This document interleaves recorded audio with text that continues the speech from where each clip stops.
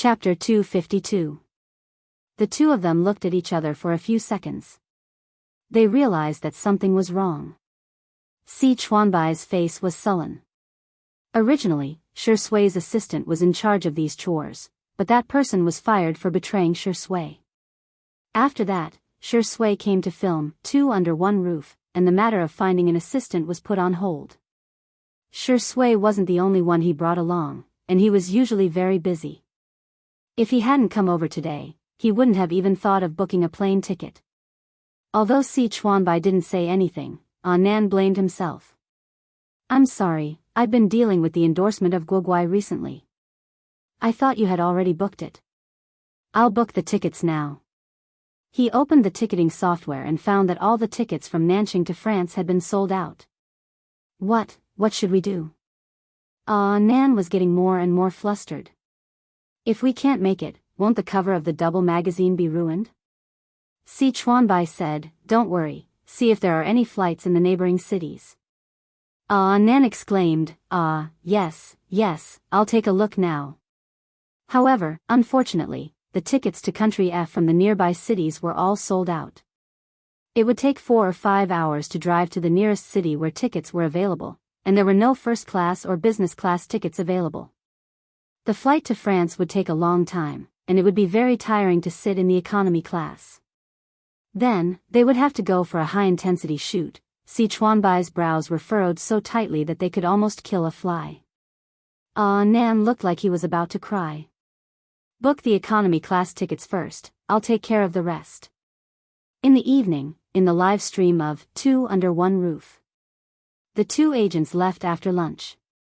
Xiang Li received an urgent call in the evening and returned to the research institute for the time being. The plain and heartwarming scene attracted the attention of countless netizens. There were only 2 people and a cat at the dinner table, and the netizens immediately began to tease them. "Two under one roof, look what I found." Today, Shi Sui and Sister Yi are both wearing white clothes, and Xiao Naofu is white too. They're openly wearing parent-child outfits. "What parent-child outfits?" "Ha ha ha," Xiao Naofu is offended. "What the F***ck? Shi Sui is actually putting food in the vase fairy's bowl?" Under everyone's gaze, the man in the camera calmly and naturally served Xiangyi food and soup. It could be said that he was extremely virtuous. "Rest early later. I'll clean up and give Xiao Naofu a bath." The netizens who had watched the video in the morning were dumbfounded. How did the plot turn around so quickly? The comments section instantly became lively. "Don't you guys think that Shirindi looks like a virtuous husband and father? What kind of bullsh**t were these marketing accounts spouting? Was this called the vase fairy seducing Shirindi? This is called Shirindi trying to please the vase fairy. The way Shirindi looks at Sister E is really different. If you don't believe me, you can compare the way he looks at other women in the movies. Aren't CP fans so annoying? This is obviously a script. Are there really idiots who believe that variety shows don't have scripts these days?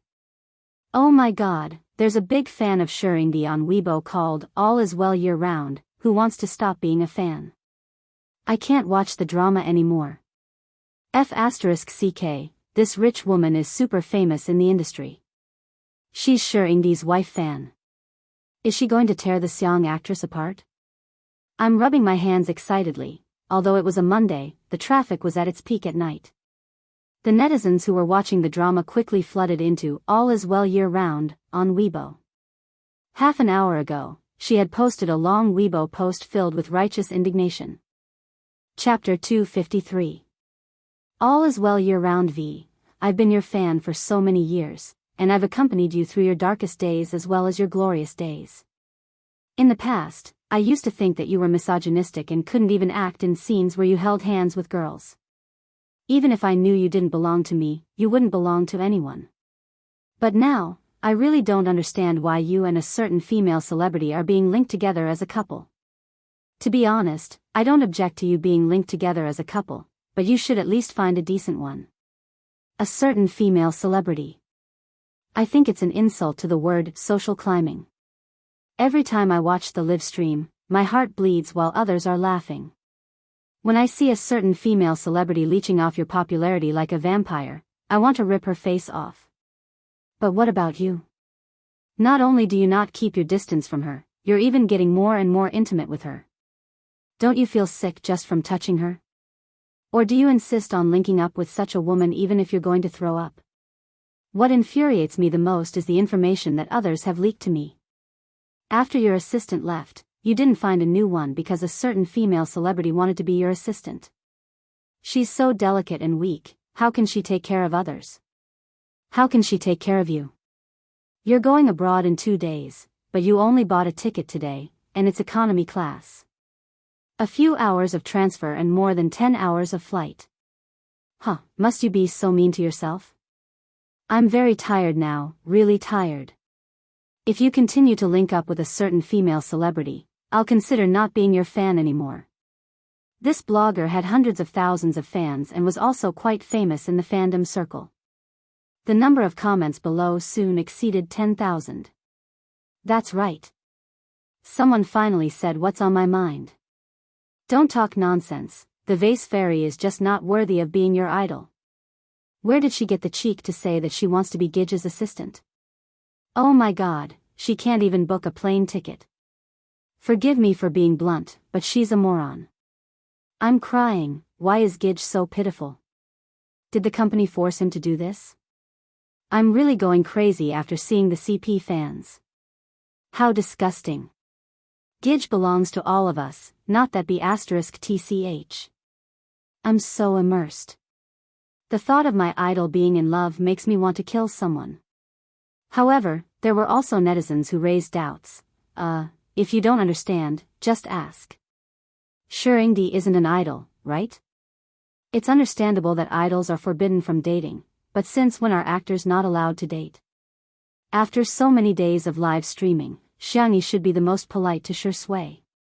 On the other hand, Shui is the one who's taking the initiative to express her goodwill. Isn't Shui the one who's hyping up the couple?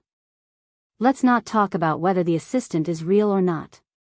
Which celebrity would book their own plane tickets? The comments on Weibo were arguing non-stop, and the live stream was also arguing with each other. Buzz. The phone on the dining table vibrated. Xiangyi picked it up and saw that it was a message from Nan. It started with a screenshot, followed by a series of crying emojis. She replied and looked at Shui. Nan said that tomorrow's flight was suddenly cancelled because of the airport scheduling. Why don't I get someone to arrange for us to leave earlier tonight? Shui, okay, I'll listen to you. Xiangyi said indifferently, okay. In the live stream, the fans who had rushed over after hearing the news were about to die of anger. You think we'll leave just because you said so? How are you going to fly without a plane ticket? How are we going to fly without a flight? Do you have any common sense? I'm so angry, I'm so angry. The magazine cover is going to be ruined, it's all your fault. Chapter 254. In the manor. Xiangyi found the butler's phone number and sent him a text message to explain the situation. Soon, she received a reply from the butler. On the day of her coming-of-age ceremony, her grandfather had given her a small private jet painted in a girlish pink color and named it to flight. I've asked and he said that we can set off at any time. Xiangyi put down her phone and continued, shall we leave after the live stream? Shui naturally knew about the to flight. She nodded and informed Si Chuanbai as well. Si Chuanbai's reply was a long ellipsis. He and Little Colorful Feather were extremely anxious and frantically tried to buy tickets, thinking that it was a disaster. They didn't expect that it would be resolved so easily by Miss Xiangyi. Si Chuanbai tilted his head and looked at Nan, who was still checking the ticket speechlessly. Why didn't you say earlier that your artiste has a private jet? What? Our good girl has a private jet. Isn't that something that only happens in television dramas? Nan's eyes widened. Wow. Our good girl is really rich and beautiful. The corners of Si Chuanbai's mouth twitched uncontrollably. Little Colorful Feather doesn't seem to be very smart. With an expressionless face, he sent a message to Shui. Si Chuanbai, I suddenly remembered that you have a weak digestive system. The doctor suggests that you live off a woman. Sure sway, ? See Chuanbai, line up early and try to get the number you love. Don't work hard, it's good to be a gigolo. Good luck. Good luck. Sure sway, as soon as Xiangyi finished speaking, within a few minutes, All is Well Year Round posted on Weibo and began to mock her. All is well year round, to a certain actress, do you own the airport? Do you know how troublesome it is to dispatch people at the airport? How can I own special privileges for you? What a joke. Even if you want to show off, you have to follow the rules. A bunch of fans chimed in, all of them criticizing Xiangyi. Exactly. I feel disgusted just by looking at her face. It doesn't matter if her image is ruined, but what if our brother can't get the cover of the magazine? That magazine is the top international magazine. The Vase Fairy is so annoying. Without our brother, would she have the chance to shoot such a high-end fashion resource?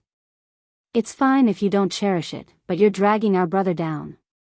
You're a pest. The number of Sure Sway's fans was comparable to that of the top celebrities. It was inevitable that there were some irrational girlfriend fans and wife fans who were extremely powerful. Several female celebrities who had worked with Sure Sway before had been taught a lesson by them. This time, they followed their previous example and killed Xiangyi's superfans. As if that wasn't enough, they even killed Xiangyi's superfans. Xiangyi's fans were furious, but there was a huge disparity in the number of people on both sides, so they couldn't fight back. Until someone commented on All Is Well Year Round on Weibo, frowny face, do you have eyes? Xiangyi's manor is so big, and she has a few awesome brothers, a gaming guru, a top designer, and a genius medical doctor. It's normal for her family to have a private jet, right? All Is Well Year Round came from a well-to-do family in real life, so she boasted that she knew a lot. Even if she has a private jet, do you think you can fly whenever you want? Don't you need to apply for the flight route? Ridiculous. She said that she can fly whenever she wants. Why don't she fly for me to see? As soon as she clicked send, a message suddenly popped up in her message box. F***CK. A private jet really landed at the Vase Fairy's manor. Chapter 255. In the manor. The camera was pointed out of the floor-to-ceiling window, clearly capturing the private jet hovering at a low altitude.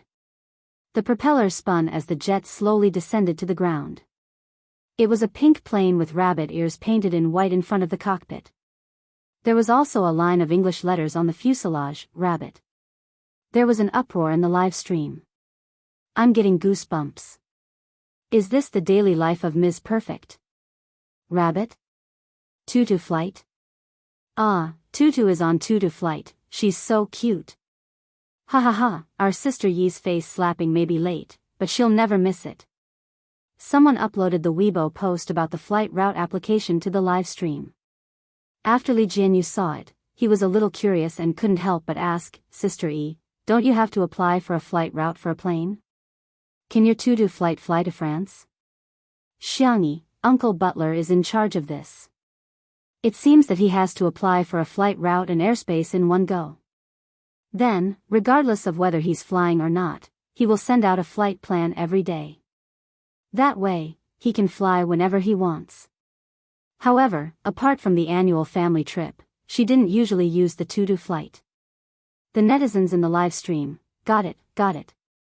Where do you get the plane? A friendly reminder, of course you can fly if you want, but the flight route costs money. So does the plane maintenance and fuel. This trip is much more expensive than a plane ticket. I just checked, the Tutu flight model costs about 100 million yuan. After buying the plane, you'll have to hire a pilot and crew, as well as maintenance and service personnel. In other words, you'll have to be able to afford the plane and the crew too.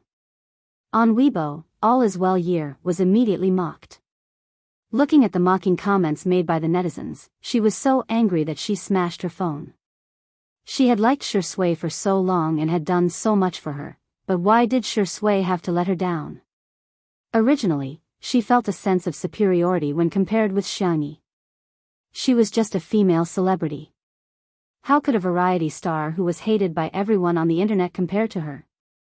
However, with the popularity of Two Under One Roof, she gradually realized how outstanding Xiangyu was. A strong sense of crisis enveloped all as well year-round. She couldn't accept this reality. Maybe it was just that Shui didn't see her. If he had seen her, perhaps everything would have been different. Paranoid thoughts continued to linger in her mind. She picked up the phone that had a crack on the screen and slowly typed. At 9 o'clock, the live broadcast ended. Xiangyu had already packed her luggage in advance. She didn't bring too many things with her as it would only take her 3 days to complete the shoot. She made a video call to her fourth brother, Xiangyu. Xiangyu stared straight at Xiao Naofu, his Adam's apple bobbing up and down. Xiao Naofu, live well with fourth brother for the next 3 days. The girl wanted to kiss it, but the little cat dodged. Xiao Naofu was extremely aggrieved. Meow, this hoo-hoo wants to go too. The plane will vibrate violently when it takes off and lands. You might feel very uncomfortable, or even get sick. Xiao Naofu's pointed cat ears drooped as it leaned on her shoulder sullenly. Fourth brother will take good care of you. Hey, do you remember him? Xiao Naofu glanced at the esports guru in the video. Meow. On the other end of the video call, Xiangyu seemed very calm, but his heart was in turmoil. Aw, it's meowing at me. Chapter 256. Xiangyu cleared his throat. Ahem, sis, don't worry. Xiangyu reluctantly put Xiao Naofu into the cat bag and handed it to Li Jianyu. As for why Li Jianyu was chosen, it all started from the time when Smog's cat fetish was seen by the entire internet and caused a social disaster. The fans of Two Under One Roof requested that the production crew go to the Logic team's base to film a follow-up. Li Jianyu obtained permission and took the opportunity to bring the cameraman there for a short live stream. While the tutu was soaring in the starry sky. In the villa area of Nancheng, Logic's esports base was still brightly lit. After a round of APM hand speed training, the team manager clapped his hands and said loudly, "The takeout has arrived. Everyone, take a break. It just so happens that the crew of Two Under One Roof is also here. Let's do a short live stream." Oh, Xiao Naofu is here. Captain Wander's eyes lit up, and the other guys had similar reactions. The calmest one was Xiangyu. The team manager laughed and said, "Yes, our Sameo GE's little wife is here." Ever since Xiangyu's cat fetish last time, everyone had joked that Xiao Naofu was his little wife. Xiangyu walked out of the training room coldly.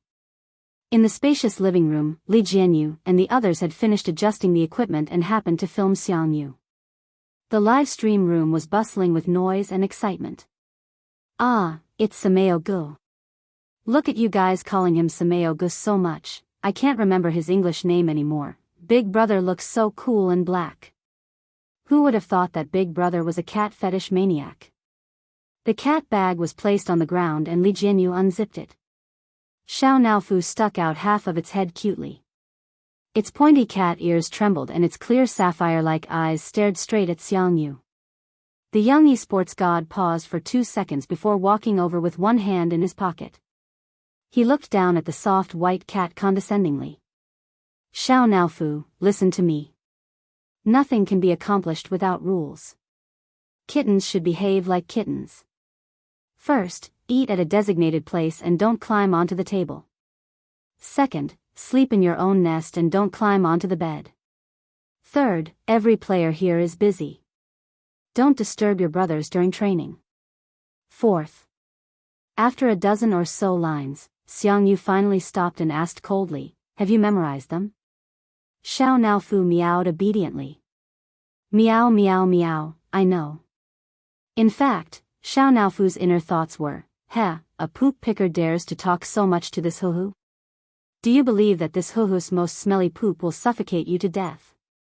Little did it know that its childish cry had accurately hit Xiang Qi's heart.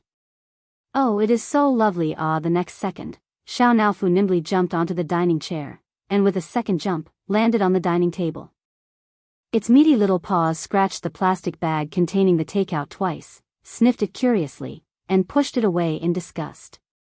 Tisk, it's not even 1/10,000th of the food made by that stupid woman. It sat down on the dining table and tilted its head to look up at Yusheng. Li Jianyu, smog, Xiao Naofu is too naughty. How about we chase it down? Xiang Yu's expression didn't change. He picked up the takeout bag and righteously said, I haven't had time to buy it a cat tree. This dining table will be its cat tree. Li Jianyu? Xiang Yu raised his eyebrows and looked at his teammates. Hey, what are you looking at? Do we have to eat at the dining table? His teammates? Who the hell are you setting these rules for? I'm so tired that I'm running a low fever. I'm going to take a nap and write again. Everyone can come back tomorrow. I'll make it up to you when I'm done. Clasped hands. Chapter 257. 2 minutes later. In the esports base, a group of young boys held lunchboxes and sat cross-legged, sullen. They sat on the ground next to the dining table.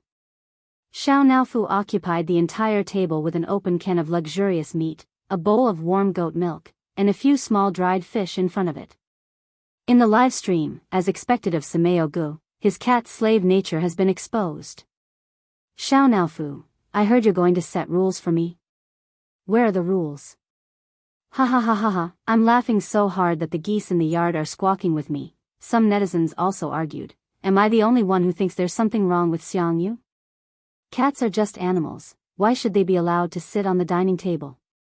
That's right, don't tell me the other contestants don't mind. He's too selfish, he doesn't care about other people's feelings at all. At this moment, Xiao Naofu was scalded by the goat milk and meowed in a coquettish voice, sounding extremely aggrieved. In an instant, Captain Wander stood up and scooted over. Oh, did you scalded our little baby? Come on, have some canned food first. Let's blow on the goat milk under the air conditioner. Netizens, huh? The medic, a Shui, knocked on the lunchbox with his chopsticks and said angrily, Smog, is this how you take care of Xiao Naofu? If you can't do it, let me do it. Netizens? Mage Xiao Naofu bent over the edge of the table and stared at the little cat. Xiao Naofu, Sameo Gu is a scumbag. Why don't you sleep at my place tonight? I'll warm your cat bed. Netizens? Xiang Yu was speechless. Hey, stay away from it. Don't scare it. He picked up a small dried fish and fed it to Xiao Naofu's mouth. Xiao Naofu took a bite and then rubbed its head against his palm, meowing softly. Meow, Xiang Yu asked uncertainly, do you want a hug? Meow. The young esports god suppressed his excitement and pretended to pick up the little cat nonchalantly. It was the standard posture of holding a child. Xiao Naofu nestled in his arms, nibbling on dried fish as it rubbed against Yu. The young man's t-shirt was pulled down quite a bit, revealing his clean and distinct collarbone. Meow meow, the kitten was so obedient that it seemed to be saying, I love my brother the most. Xiang Yu raised his chin slightly and looked around provocatively. I'm sorry, but this is my cat. Please don't think about it. His teammates. Look at how smug you are. Was it a big deal to have a cat? Woo woo woo, this despicable cat's chosen son. Seeing this scene, the netizens laughed like crazy. Xiao Naofu is really spoiled. Shocking. Team Logic's rage was actually for Green Tea Axe. Director Lee, you're in charge of sending me to the base. Leave the rest to me. There's no man I can't handle. 2:00 in the morning. After the training room ended, the contestants returned to their rooms to rest. The dormitory was a 2-person room. Wander and Xiang Yu were roommates. The cat bed next to the bed was empty. Xiang Yu's gaze shifted to the bed. The little cat was lying in the middle of the bed with its head facing up, revealing its soft and round belly. It was snoring softly and sleeping soundly. Wander fanned the flames. Look, Xiao Naofu isn't obedient at all. Not only is it climbing the bed, but it's also snoring. It's too much. The next second, Xiang Yu shot him a sharp look and said in a low voice, keep your voice down. Don't disturb Fu Fu's sleep. Wander. Chapter 258. It must be because the cat bed is too small. I'll sleep on the bed then. Jianghu walked towards his captain's bed and said, I'll sleep in your bed tonight. You can go next door and squeeze with someone else. Why? Because I don't like to sleep with others, he said coldly. Wander was speechless. Listen, is that even human language?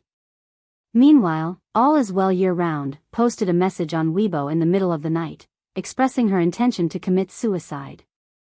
All is well year round. You guys have no idea how rare it is for a person who has been in the dark for a long time to have a ray of light. Now that my world is shrouded in darkness again.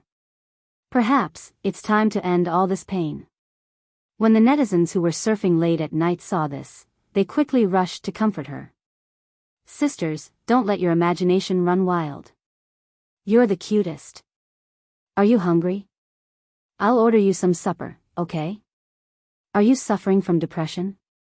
Oh my God, hurry up and see a doctor.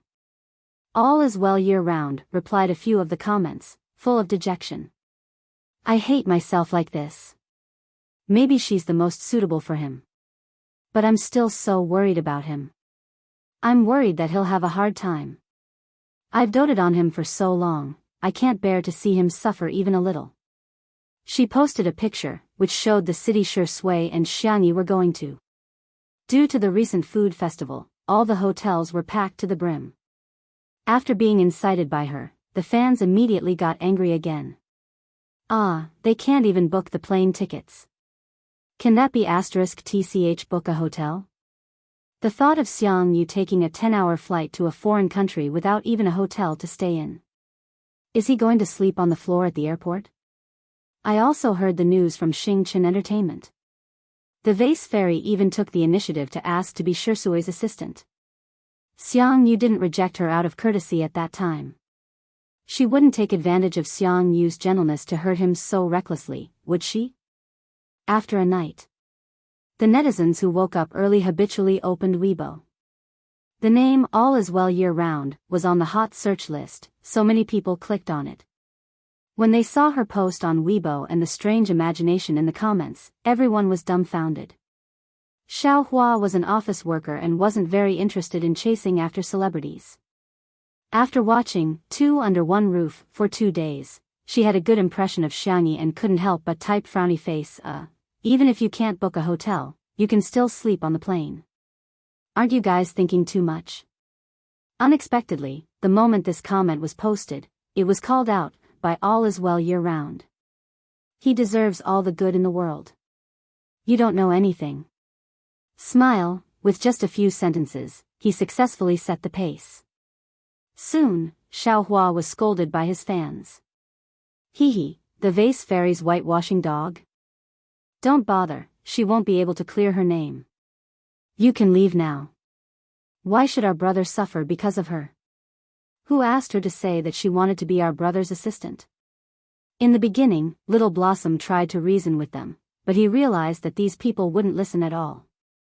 After being scolded for a long time, Xiao Hua was very depressed and felt that her good mood for the day had been ruined.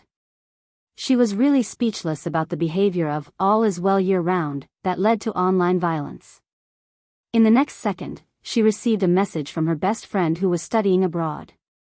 I'm shocked. I saw a private jet landing on the top floor of the Atlant Hotel on my way to school. It's the super expensive 7-star hotel that I complained to you about last time. Poverty has really limited my imagination.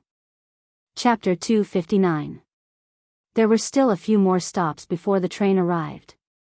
Xiao Hua and her best friend began chatting enthusiastically.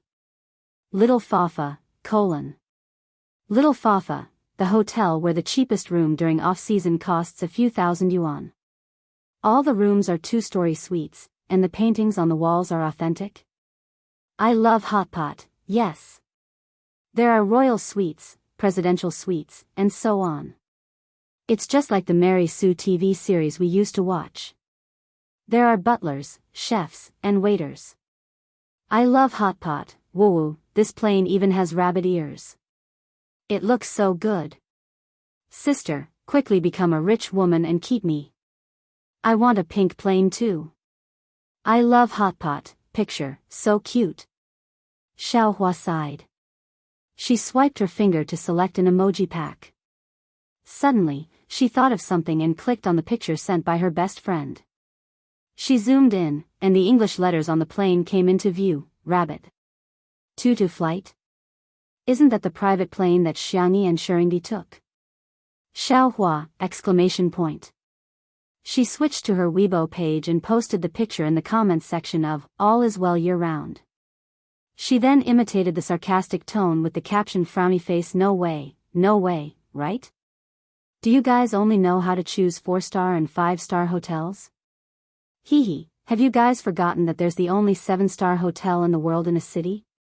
The top floor of the hotel has its own helipad, a revolving restaurant in the sky, an underground ocean tunnel connected to a seafood restaurant, and a submarine to pick you up. This is how simple the life of a rich and beautiful girl is. Dog head. The caption was a picture of the Tutu flight landing on the top floor of the hotel. After the comment was posted. 7-star hotel? What are you making up? Haha. F***ck. I checked, there really is such a hotel. A 6-figure presidential suite has just been booked. The fans were dumbfounded. Even All is Well year-round pretended not to reply. We have arrived at North City West Station. Passengers, please take your belongings with you and exit from the left door. The announcement of the arrival of the train sounded, and Xiaohua got off the train feeling refreshed. It felt so good to be slapped in the face. She lowered her head and followed Xiangyi's Weibo, a happy smile on her face. Inside the suite. Xiangyi took a nap on the plane, so she wasn't very sleepy now. She took out her phone and reported to her family. Third brother replied instantly, I've already prepared the little dress you'll be using for the photo shoot. See you at the castle tomorrow. The castle was the filming location for the next day. Xiang Qi's studio was here. After flying over the night before, he was full of inspiration and rushed out 3 sets of dresses with a dozen assistants. The magazine was already giving him face. When they heard that he had designed 3 new sets, they were extremely excited. This was Hades's return to the fashion industry after a year of absence. Therefore, the magazine immediately decided to use Hades's work for the cover. Her 4th brother, Xiangyu, quickly replied as well. In addition to reminding her, he also sent a 9-page grid of Xiaonaofu, as well as numerous short videos. Xiangyi sighed as she watched Xiaonaofu eat until its belly was round and the fur on its head was flat. She wondered if Xiaonaofu would become as fat as a pig or go bald first in 4th brother's hands. Her 2nd brother didn't reply, probably because he was busy. However, her little uncle gave her a video call. Little Xiangyi, little Chen is also in a city. After you're done with the cover shoot, do you want to meet him? Chapter 260. She was now, in the same city as Big Brother? Xiangyi was a little dumbfounded. Little Chen has a sharp tongue. Xiang Feng paused for a moment before continuing. He has a sharp tongue and a heart like a meat grinder, but at least he has some dignity in front of you. Don't be afraid, uncle will support you. Xiangyi, uncle, do you dare to go with me? Xiang Feng, he didn't dare. Hello? Hello, the signal is not good, I'm hanging up. The video call ended. The little girl sighed and sat on the sofa in the living room, hugging her knees helplessly. Of course she wanted to see Big Brother and resolve the misunderstanding with him, but she was afraid of him to begin with, and now she had no idea what that person was doing to Big Brother. The unknown was the most frightening. After all, Big Brother was a big devil who grew up beating his little brother's uncle.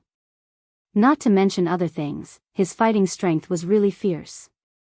When she was bullied in kindergarten, she first complained to 4th brother, who then went to 3rd brother, and then 2nd brother. In the end, the 4 of them were bullied together. In short, it was an act of suicide. It was as tragic as it could be. In the end, it was Big Brother who descended from the sky and single-handedly destroyed the other party. Without a word, he coldly led his little brother and sister home. What are you thinking about? You keep sighing. The man's deep and magnetic voice sounded in her ear, with an inexplicable flirtatious tone. Xiangyi raised her head and looked at Shui with bright eyes. If there was only one person in the world who wasn't afraid of Big Brother, then wasn't it, so far away but so close. Xiangyi looked up. Shui was calm and unruffled. Do you want to have a meal with Big Brother and catch up? I remember that you two are quite close. Shui let out a long oh. You're afraid of sanction? What should I do? I'm a little scared too. Forget it then, but if you go with our sister I won't be afraid. Shui had a faint smile on her face, and her eyes were filled with gentleness. Xiangyi jumped off the sofa in surprise. You're too nice. The corners of Shui's lips curled up when she saw how happy the little girl was. The two of them had lunch at a seafood restaurant under the sea. The glass separated the clear blue sea water, surrounded by corals, and all kinds of sea creatures shuttled back and forth. It was romantic, like a scene from a fairy tale. The dishes tasted good, especially the appetizer.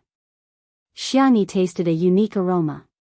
She murmured uncertainly, sea vision? It was a kind of seaweed that she had seen in a world where medical science was very advanced. It couldn't be eaten directly, but it could be used as a spice after being processed. Most importantly, it had medicinal value. Therefore, when the head chef came out to communicate with the guests, Xiangyi asked him what the unique aroma in the dish was. Hearing her calmly report the names of the ingredients and spices used, and even the cooking method, the head chef's eyes widened in shock. What kind of magical taste was this? She could actually know so much just by tasting it. However, an excellent head chef wasn't stingy with making the recipe public. As it turned out, a real top-notch restaurant couldn't imitate the same taste even if they strictly followed the recipe. Thank you for your generosity. Xiangyi thanked him politely and immediately sent the name of the seaweed that the head chef mentioned to Lu Jingji. This might be a major discovery in the field of medicine. Chapter 261. After Xiangyi sent the message, she realized that she had been neglecting Shui. His gaze was gentle and innocent, as if he wouldn't mind whatever she did. However, the more he acted this way, the more Xiangyi blamed herself. Sorry, I didn't mean to ignore you, Shui chuckled, as if ripples had appeared on a calm lake. I think it's okay even if we don't talk when we're together, Sister E. On this point, Xiangyi agreed with him. Xiangyi sighed in her heart. Shui was really easy to get along with. He wasn't picky about food and had a good temper. The two of them could talk for a long time on the same topic, or they could do their own things without talking for a long time. However, they got along very naturally. There was no awkwardness at all. Shall we go back to the hotel? I saw that you didn't sleep much on the plane. Do you want to catch up on some sleep? Shui nodded slightly. Xiangyi got up and took 2 steps forward. Suddenly, Shui stopped her. Sister E, wait a minute. Huh? The girl looked back. Her hair brushed past his chin, causing a feather-like itch. Can we take a picture together?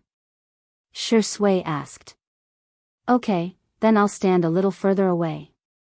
This way, I can help your legs grow longer. Shui couldn't help but laugh. He seemed a little helpless. He bent his fingers and pushed his gold-rimmed glasses up his nose. Let's take a picture together. Huh? Oh. Xiangyi handed the phone to the shop assistant and stood beside him. The enthusiastic shop assistant said in English, "Closer, you can come closer." Xiangyi was still hesitating. Shui naturally put his arm around her shoulders and pulled her closer to him. The girl bumped into his arms, looking a little helpless. However, the shop assistant had already pressed the button to take a picture. Gotcha. He took a few pictures and returned the phone to Xiangyi. The two of them were so good-looking that they looked good. Send it to you? Yes.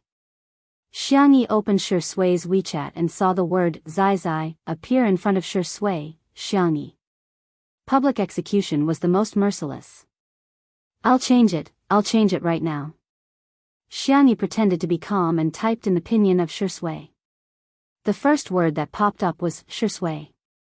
She was about to delete it when she heard Shui say, "Let's do this." Ah. But aren't only your girlfriends and wife fans the only ones who call you that? Shui's eyes flickered slightly. Her expression was lazy. She drawled, "Is that so? I thought you called him that to make him look younger."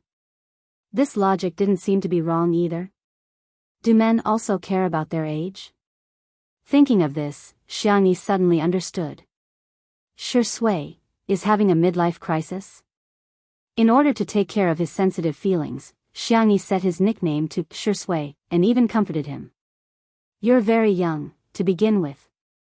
She lowered her head and did not notice that the man's eyes were filled with a triumphant smile. When they returned to the hotel, the magazine sent a staff member to pick them up.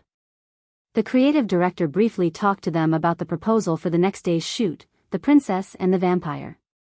"For this proposal, we want to create a vintage and luxurious vibe. The makeup will also be more gorgeous.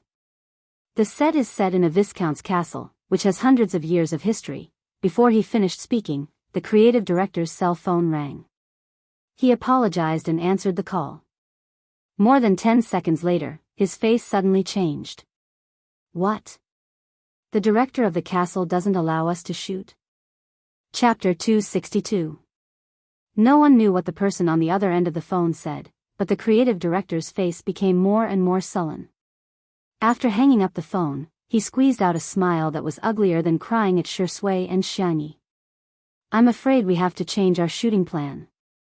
Xiangyi asked, "Did something happen?" The creative director sighed and said, "Actually, we are not in charge of contacting the owner of the castle directly. We are renting it through an intermediary. Just now, the intermediary said that the Viscount tasted a few Chinese dishes at the recent food festival. Because he found them too disgusting, he posted more than a dozen posts on his social media account, all of which were dissing Chinese cuisine. He heard that the castle was rented to Chinese people for the shoot, so..." Xiangyi's expression was perplexed. Even in the fast-forward world, Westerners' acceptance of Chinese cuisine was still very high. She asked curiously, "What food did he eat?" The creative director searched for the Viscount's social media account and showed it to Xiangyi. Xiangyi glanced at a few posts, raised her eyebrows, and said to Shui, "It seems that the Viscount is a gourmet." All the posts were related to food. The pictures were beautiful and the writing was good. When it came to delicious food, he would praise it to the heavens. He would use exaggerated rhetoric such as, "God-given delicacies," "God-kissed hands," and "the gift of nature." He was a master of flattery. When it came to disgusting food, he would directly criticize it, such as, "It tastes as bad as smelly socks on a rainy day. It's so disgusting that the best dish today was lemonade. If he taught huskies how to cook, they would definitely be able to cook better than you," and other sarcastic remarks. It was precisely because he was not short of money that he could ensure absolute fairness. Moreover, he was a glutton with tricky tastes, so he had countless fans and was famous for being a gourmet. Many restaurants had a love-hate relationship with him. They loved that his casual praise could bring them great popularity, but they were also afraid that his criticism would cause the restaurant's business to plummet. Xiangyi scrolled to the comments he had made before, and her beautiful eyebrows furrowed. "These are at most improved dishes, right?" Shui said, "It seems a little like dark cuisine." It was more than that. It was like the devil's cuisine. There were all kinds of strange and nondescript combinations. It was comparable to Chinese canteen dishes such as fried meat with orange and lime, and fried chili with 5-kernel mooncakes. The creative director was like a frosted eggplant, listless and devoid of any fighting spirit. Suddenly, he heard Xiangyi ask in a gentle voice, "Can you contact this Viscount?" "I think we can try harder." The creative director smiled bitterly and said, "This is not something that can be achieved with hard work alone. Lord Viscount has an eccentric personality. Apart from top-notch delicacies, nothing else will work on him." Xiangyi said seriously, "I want to treat him to a taste of real Chinese cuisine." The creative director hesitated for a moment and asked, "Do you know any Michelin chefs? Then there might still be a chance." Xiangyi shook her head. Although I don't know any Michelin chefs, I know a little about cooking. The creative director was greatly disappointed, but he didn't want to discourage this lovely Asian beauty. He could only fake a smile and say, I can try to contact them. Shi Sui found a clip of Two Under One Roof, which was a video of Xiangyi cooking and the delicious food at the end. Out of courtesy, the creative director clicked play. 5 minutes later, the creative director exclaimed, "Oh my God! It's so exciting! Watch it again. Let me watch it again." Chapter 263. After watching the video a few times, the creative director was completely stunned. He looked at Xiangyi with a blazing light in his eyes. If he used to look at Xiangyi with admiration for beautiful things, then now, he was in awe. He was in awe. Even though he had never tasted the food she made, the process of cooking and the way she presented the food was simply a work of art. Languages and cultures might not be the same. However, human beings had a common pursuit of beauty. In other words, Xiangyi had not conquered him with the taste of the food, but with the appearance of the food. Xiangyi said, "I'll leave it to you to contact the Viscount then." The creative director patted his chest and said, "No problem, leave it to me." Even though he was the creative director of a top international magazine publisher, it still took him a lot of effort to get the Viscount's contact information. The creative director originally wanted to cut the 5-minute video a little shorter so that the Viscount could appreciate it more directly. However, no matter how he looked at it, be it frying, stewing, or roasting, using flower petals, sesame seeds, or even carving as decoration, every frame was incredibly beautiful. He gritted his teeth and decided not to cut it for even a second. He first exchanged a long polite conversation with the Viscount before sending the video over and anxiously waiting for a reply. At a certain 2-star Michelin restaurant. The standards of a Michelin restaurant were divided into 1-star, 2-star, and 3-star. This restaurant was a 2-star restaurant last year and business was booming. Although the head chef had fallen ill recently and the sous chef had replaced him, some customers were dissatisfied. However, no one had expected the Viscount to come for a meal.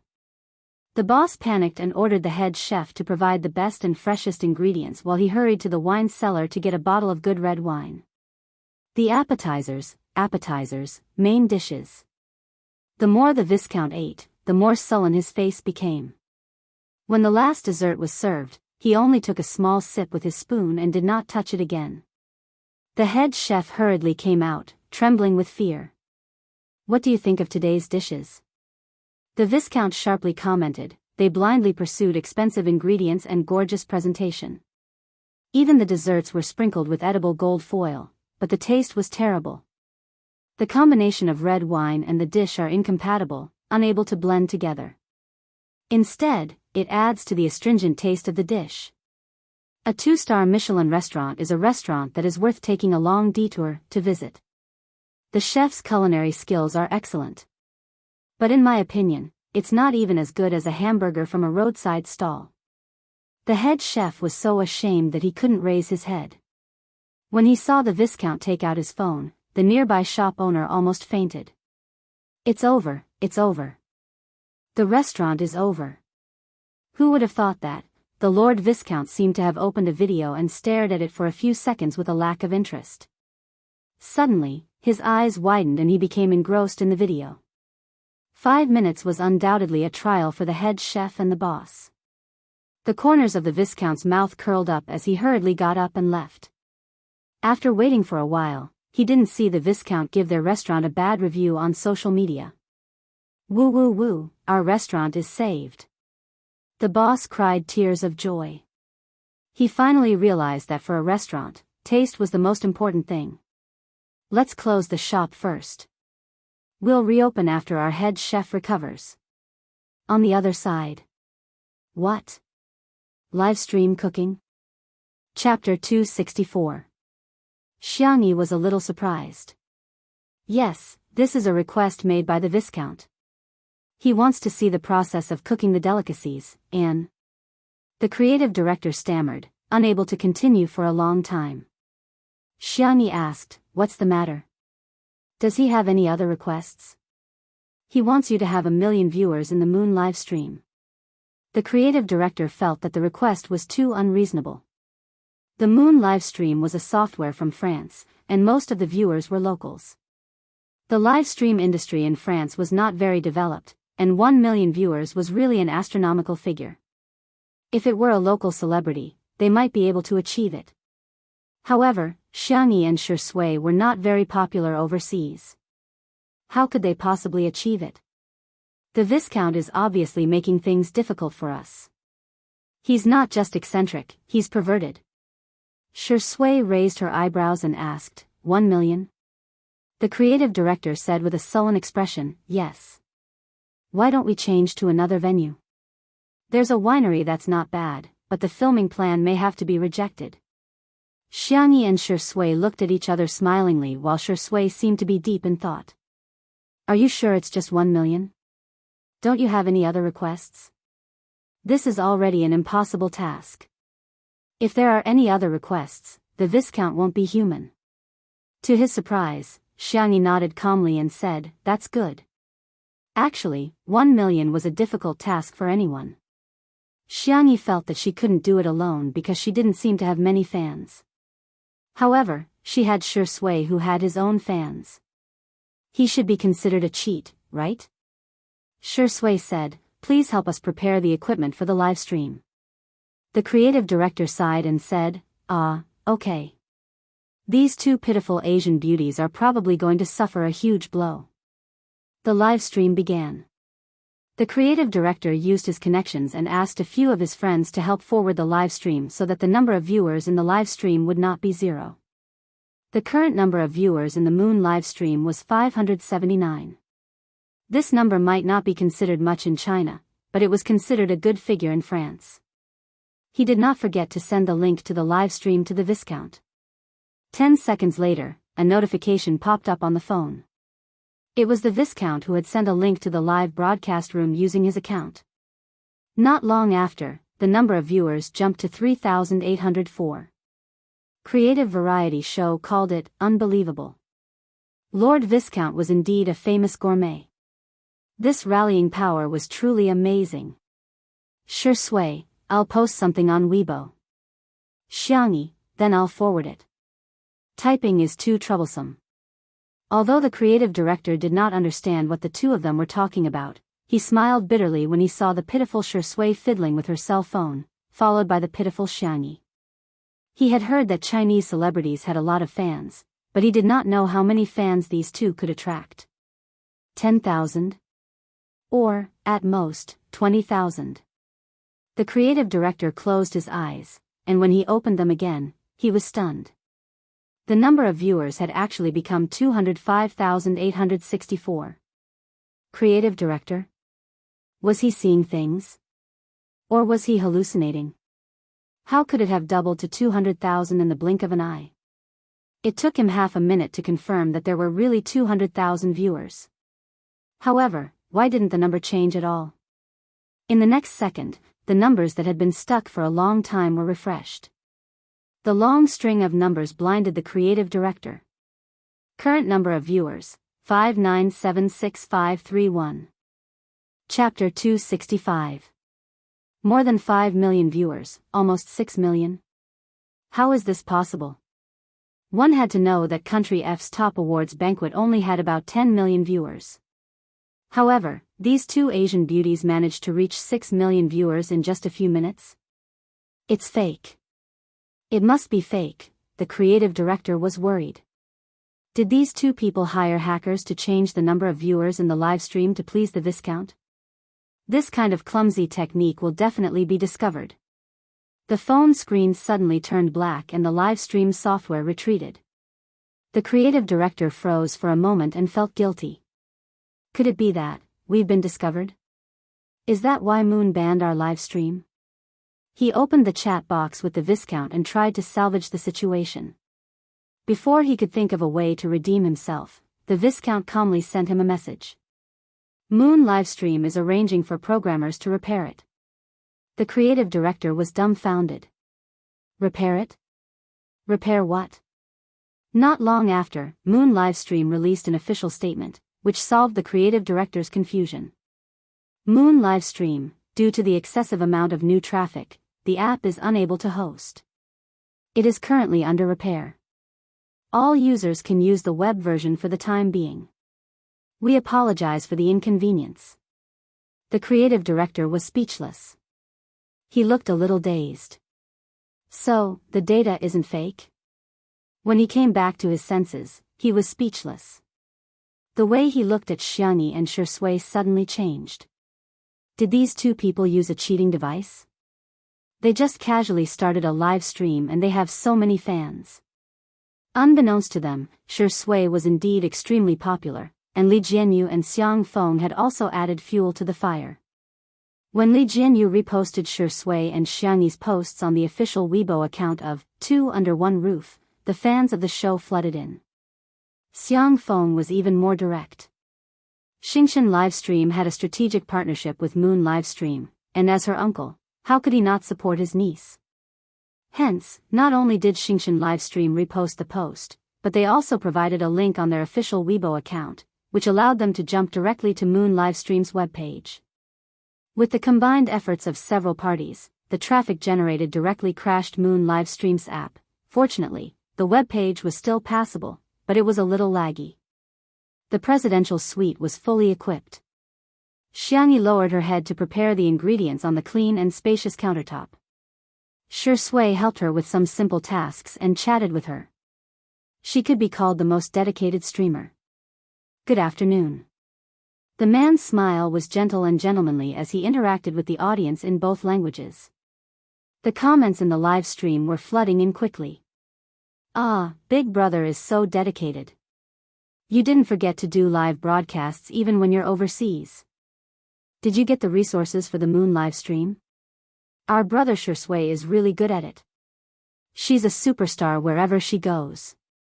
Sister E must have had a hard time descending to the mortal world today. She looks like a fairy in a floral dress. Woo-woo, is this knife technique real? Awesome, awesome. Sister E, come to our hotel's kitchen and cut some dumplings. Ha ha ha, are you serious about asking Sister E to cut chunks? There were also some curious comments from foreign netizens. Are they going to make Chinese cuisine? Oh, I hate Chinese food the most. It's very greasy and weird. I don't think any human would like it. Are they husband and wife? The two of them work very well together. They seem to be very loving. Under everyone's gazes, the beautiful girl calmly put the ingredients into the pot. The first dish, stir-fried spicy chicken. Chapter 266. After the oil was heated up, she added dried chili, pepper, scallion, ginger, and other ingredients to stir-fry. The seasonings were prepared by Xiangyi in China. She originally wanted to cook for Wuxia, but she didn't expect it to come in handy now. Chili was a seed cultivated by Little Rabbit Farm and the Agricultural Science Institute. Not only was it spicy, it was also very fragrant and was the best ingredient for stir-frying chili oil. The chicken had been prepared beforehand. It was cut into small pieces, sprinkled with starch and cooking wine to enhance the aroma, and added to the hot chili oil for stir-frying. Xiangyi simply tossed the ladle twice, but it attracted the amazement of the netizens watching the live stream. Is this Eastern cooking? Cool. Jesus. Her slender body actually has so much strength? Oh, I feel like she has magic. Is this Eastern witchcraft? Why is my mouth salivating?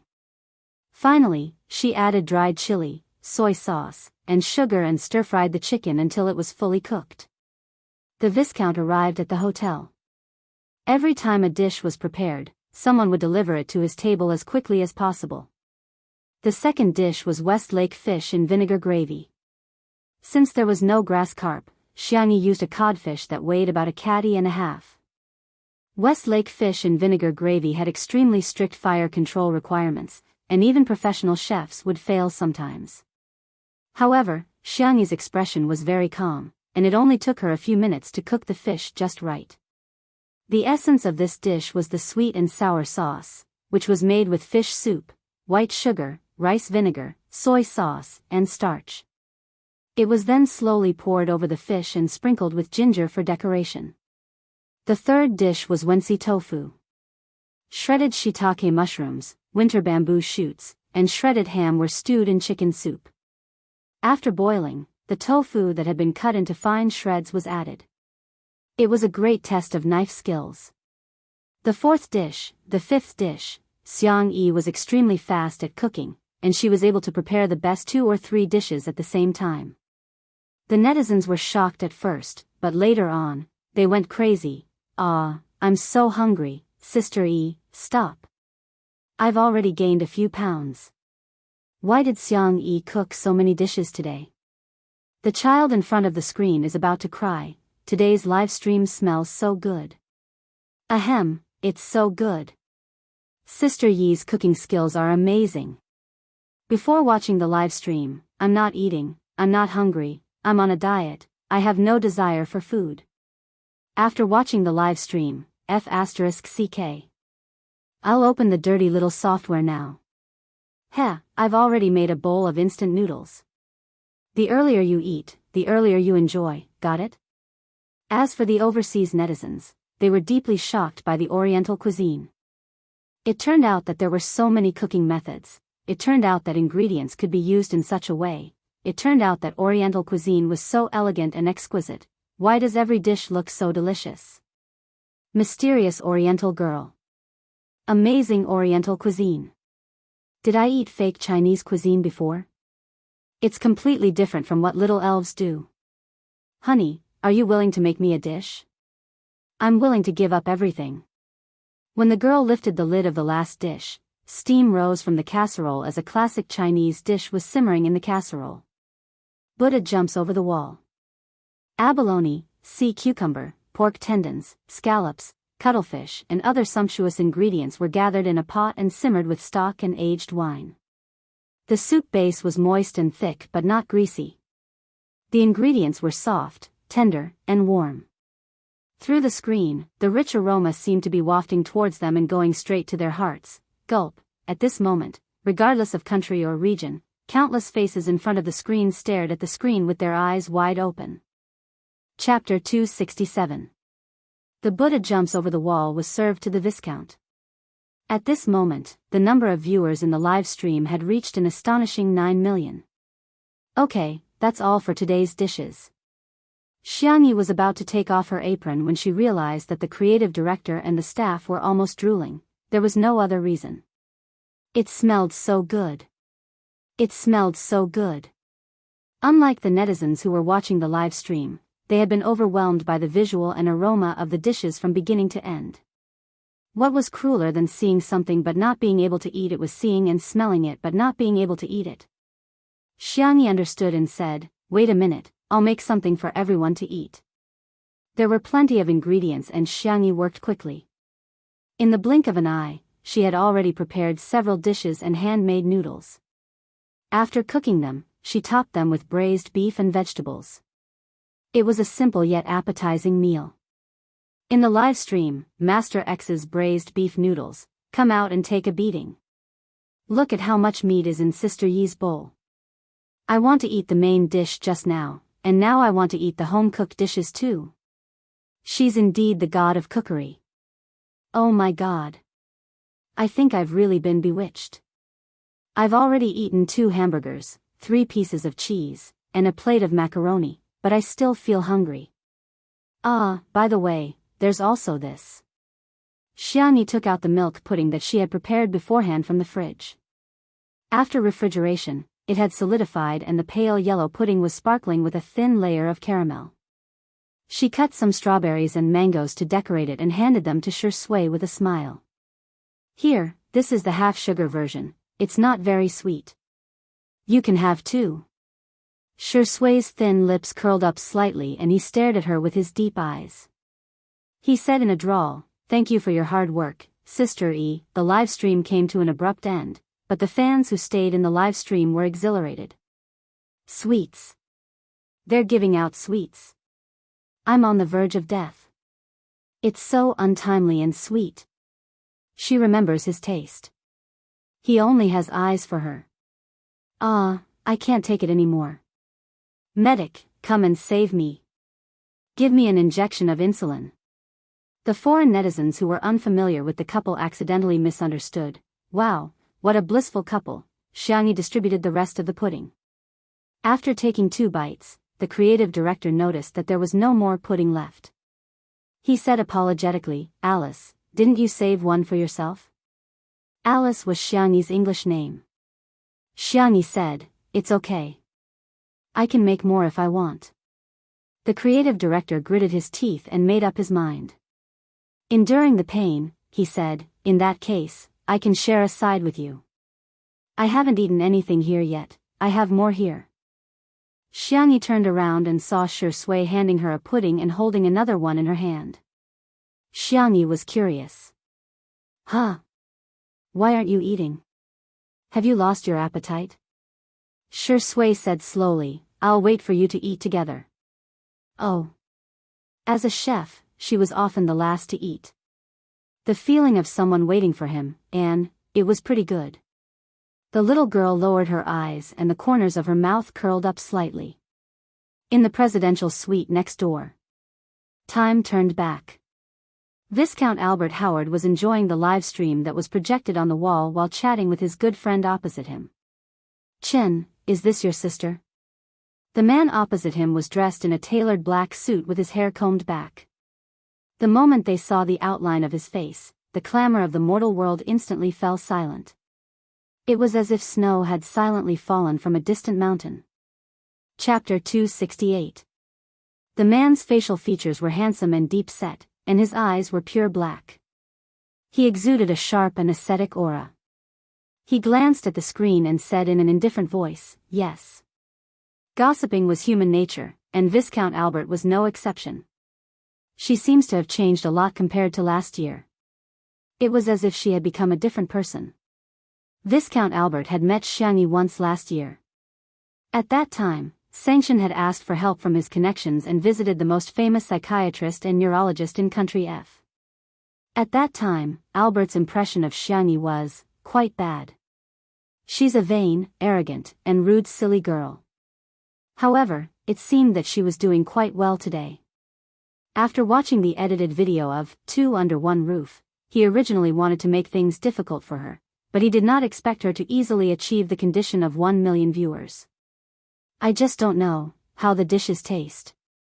While they were talking, the first dish was served. Chili. Albert frowned. He was used to having refreshing food as an appetizer, so when he saw the spicy chicken filled with red dried chili, he instinctively felt a little conflicted. But, what kind of chili is this? Why does it have such an intoxicating fragrance? Yes. Albert loved spicy food, and he had tasted many restaurants famous for their spicy dishes on his social media app. This plate of stir-fried spicy chicken was golden yellow in color, and with the addition of red chili and white sesame seeds as embellishments, the spicy and fragrant aroma went straight to his nose. Albert couldn't help but take the lead and put a piece of chicken into his mouth with his fork. Hiss, he gasped. It's so spicy. However, it wasn't just spicy. On the contrary, the texture was very rich. Spicy, numb, fragrant, salty, sweet. The layers of flavors bloomed on the tip of his tongue, bringing about a slight tingling sensation. Spiciness was not a type of taste, but a pain sensation transmitted through neurotransmitters by capsaicin. However, it was deeply fascinating. This dish might not be the perfect appetizer in Western cuisine. However, to Albert, it was perfect. Before he could marvel, the second dish was served. Westlake fish in vinegar. The smooth and crystal-clear sweet and sour sauce was poured over the entire fish. A few cuts were made on the fish, and the fins stood up like petals. Not only was it beautiful, but it also made it easier for the fish to taste better.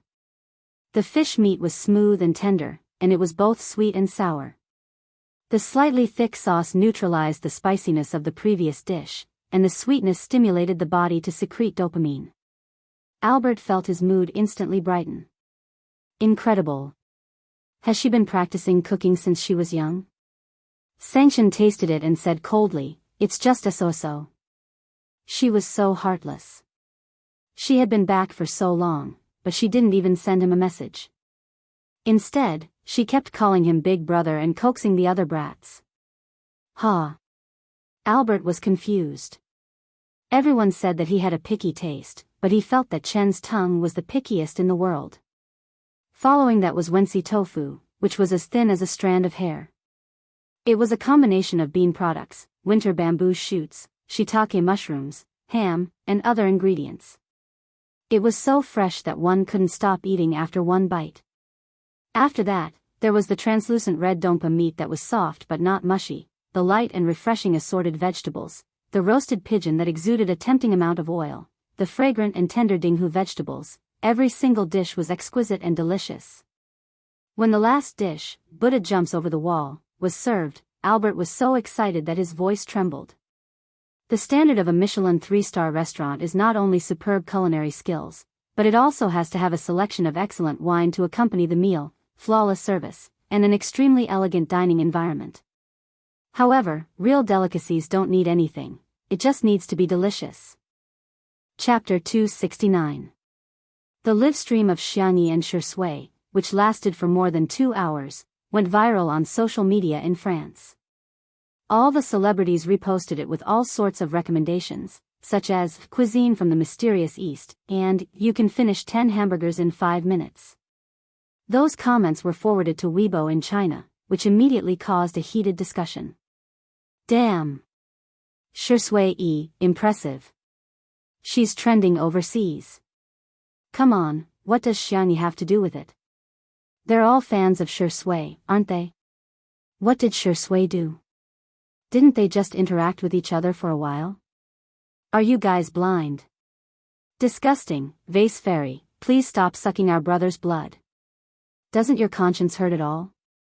Hee hee, of course it doesn't hurt because she doesn't have a heart. I'm so confused. Do you really think Sister E doesn't have any fans? I'm sorry, I'm just targeting Sister E. I'm dying of laughter. They keep saying that Xiangyi is just a vase, but I think Shui is the biggest vase. The CP fans are shivering. Why are they tearing each other apart? In fact, Shui's fans and Xiangyi's fans had long disliked each other. However, Xiangyi's fans had always been relatively small in number. However, with the accumulation of popularity of two under one roof, the number of Xiangyi's fans had begun to take shape. Besides, Sister Shui's fans, led by All Is Well year-round, had been instigating the fans to tear Xiangyi apart. Over time, Xiangyi's fans had accumulated a lot of resentment. This incident was the fuse that completely ignited the conflict between the two groups. Xiangyi's fans held their breaths and began tearing each other apart. They were not weak at all. After a few rounds of tearing each other apart, they were still standing firm, which was quite surprising. In the presidential suite.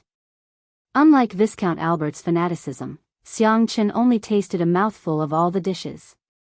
His chiseled face was cold. He lowered his head to look at his wristwatch and said calmly, I have an appointment with someone. I'll make a move first.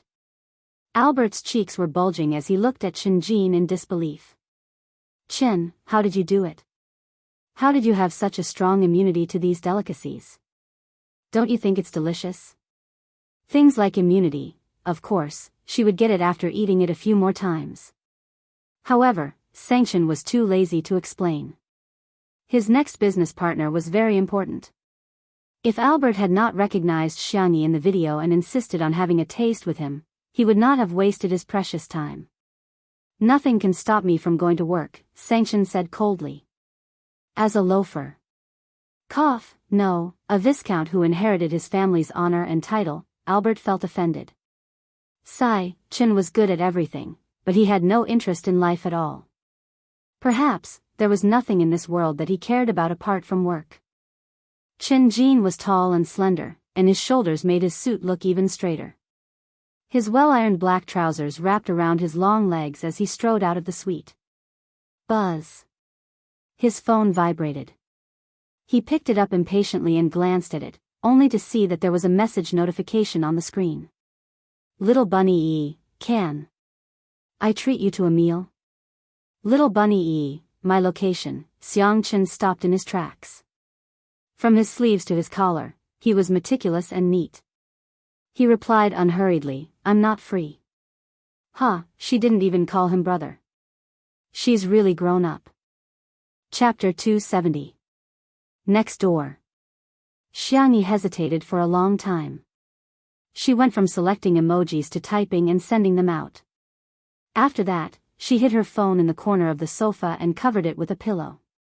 Then, she ran to the side and tugged at the corner of her clothes. Shui was amused by her behavior and teased, Sister E, what are you doing? Xiangyi said calmly, nothing, just exercising. It was as if she wasn't the one who was tugging at the corner of her clothes. Shui said, your phone is vibrating. Really? Xiangyi walked to the side of the sofa and stopped. She carefully and hesitantly lifted the corner of the pillow. When she saw the notification on the screen that read, you have received a message from Big Brother, her heart suddenly tightened and thumped wildly.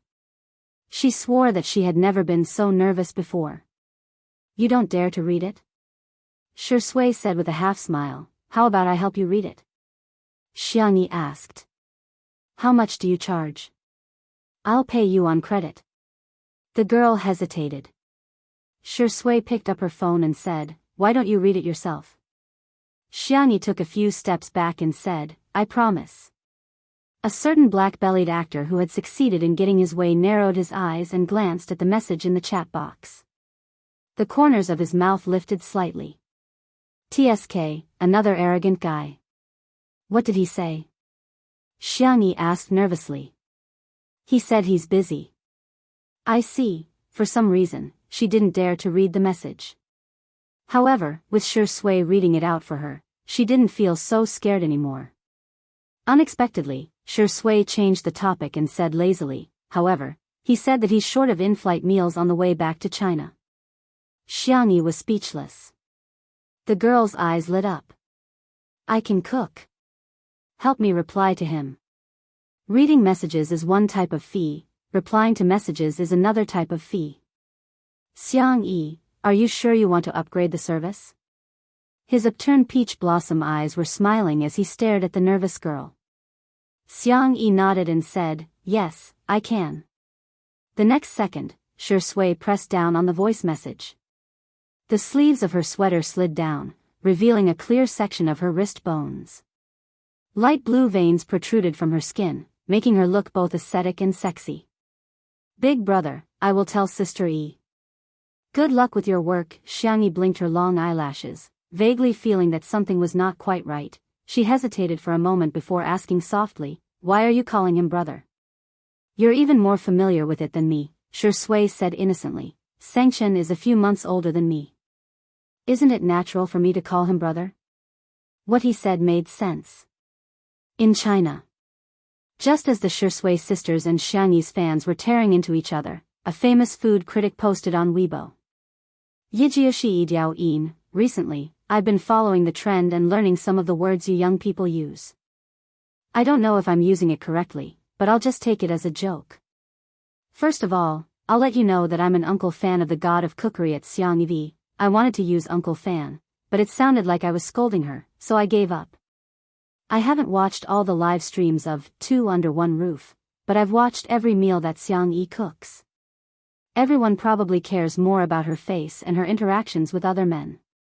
But what I want to say is that her culinary skills have been greatly underestimated. This series of dishes that she cooks can completely represent the top level of Chinese cuisine. If one were to use a short comment to describe the live stream overseas this time, it would be frowny face going to the startling feast of the human realm to see the beauty of delicious food. Chapter 271. This reviewer's writing style was beautiful, and he was especially good at praising others. He had accumulated a lot of fans.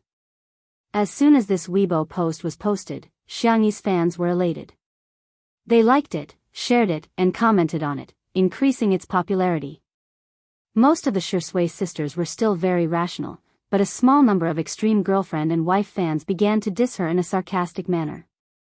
Reported, hee, I'll send you on your way, this is hilarious. Why would anyone believe such an obvious advertisement? How much money did you take from the vase fairy to be her bootlicker? Make a group of ghostwriters, we can all earn money together, what's the matter? Don't you have anything else to brag about? Come brag about your cooking skills. What's so great about being able to cook?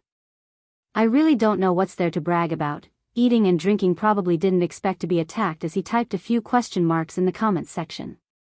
The onlookers immediately stepped in. Yo, he's anxious, dumb people have dumb luck, but dumb people don't. Is there really someone who's a fan of the vase fairy? No way. Just as eating and drinking's Weibo comments section was about to collapse, a certain online celebrity chef reposted his Weibo post frowny face you eat kai wa choi kai vi. From the perspective of a chef, I really admire this little girl. The first dish, stir-fried spicy chicken, was a classic Sichuan dish. The balance of spiciness and fragrance was a big problem. The second dish, Westlake fish in vinegar, was another hurdle to control the heat. The third dish, Wensi tofu, was a test of knife skills that could dissuade countless amateur chefs. It could be said that every dish displayed at least one kind of top-notch cooking difficulty. Just the most common cooking method of stir-frying, just the tossing of the ladle, the control of the heat, and the seasoning were enough for a normal chef to ponder over for several years, not to mention the aesthetics of the plate, the combination of ingredients, the innovation of the recipe, and so on. The layman enjoyed the show, while the expert appreciated the skill. This little girl's cooking skills were not only top-notch, but among her peers, she was the highest ceiling that could be reached. Xiangyi's fans, well said. Plus drumsticks. Shisui sisters, why is there another whitewashing? How annoying. Until the official Weibo account of Wuxia Gourmet Weekly posted a highly rated post, Wuxia Gourmet Annual Magazine v. He is skillful and ingenious, presenting the Wuxia cuisine of frying, cooking, braising, stewing, and roasting. He is young and promising, promoting the traditional Wuxia cuisine culture. He is neither servile nor overbearing, showing an elegant demeanor that is as tranquil as water. Alike for our god of cooking, Xiangyi v.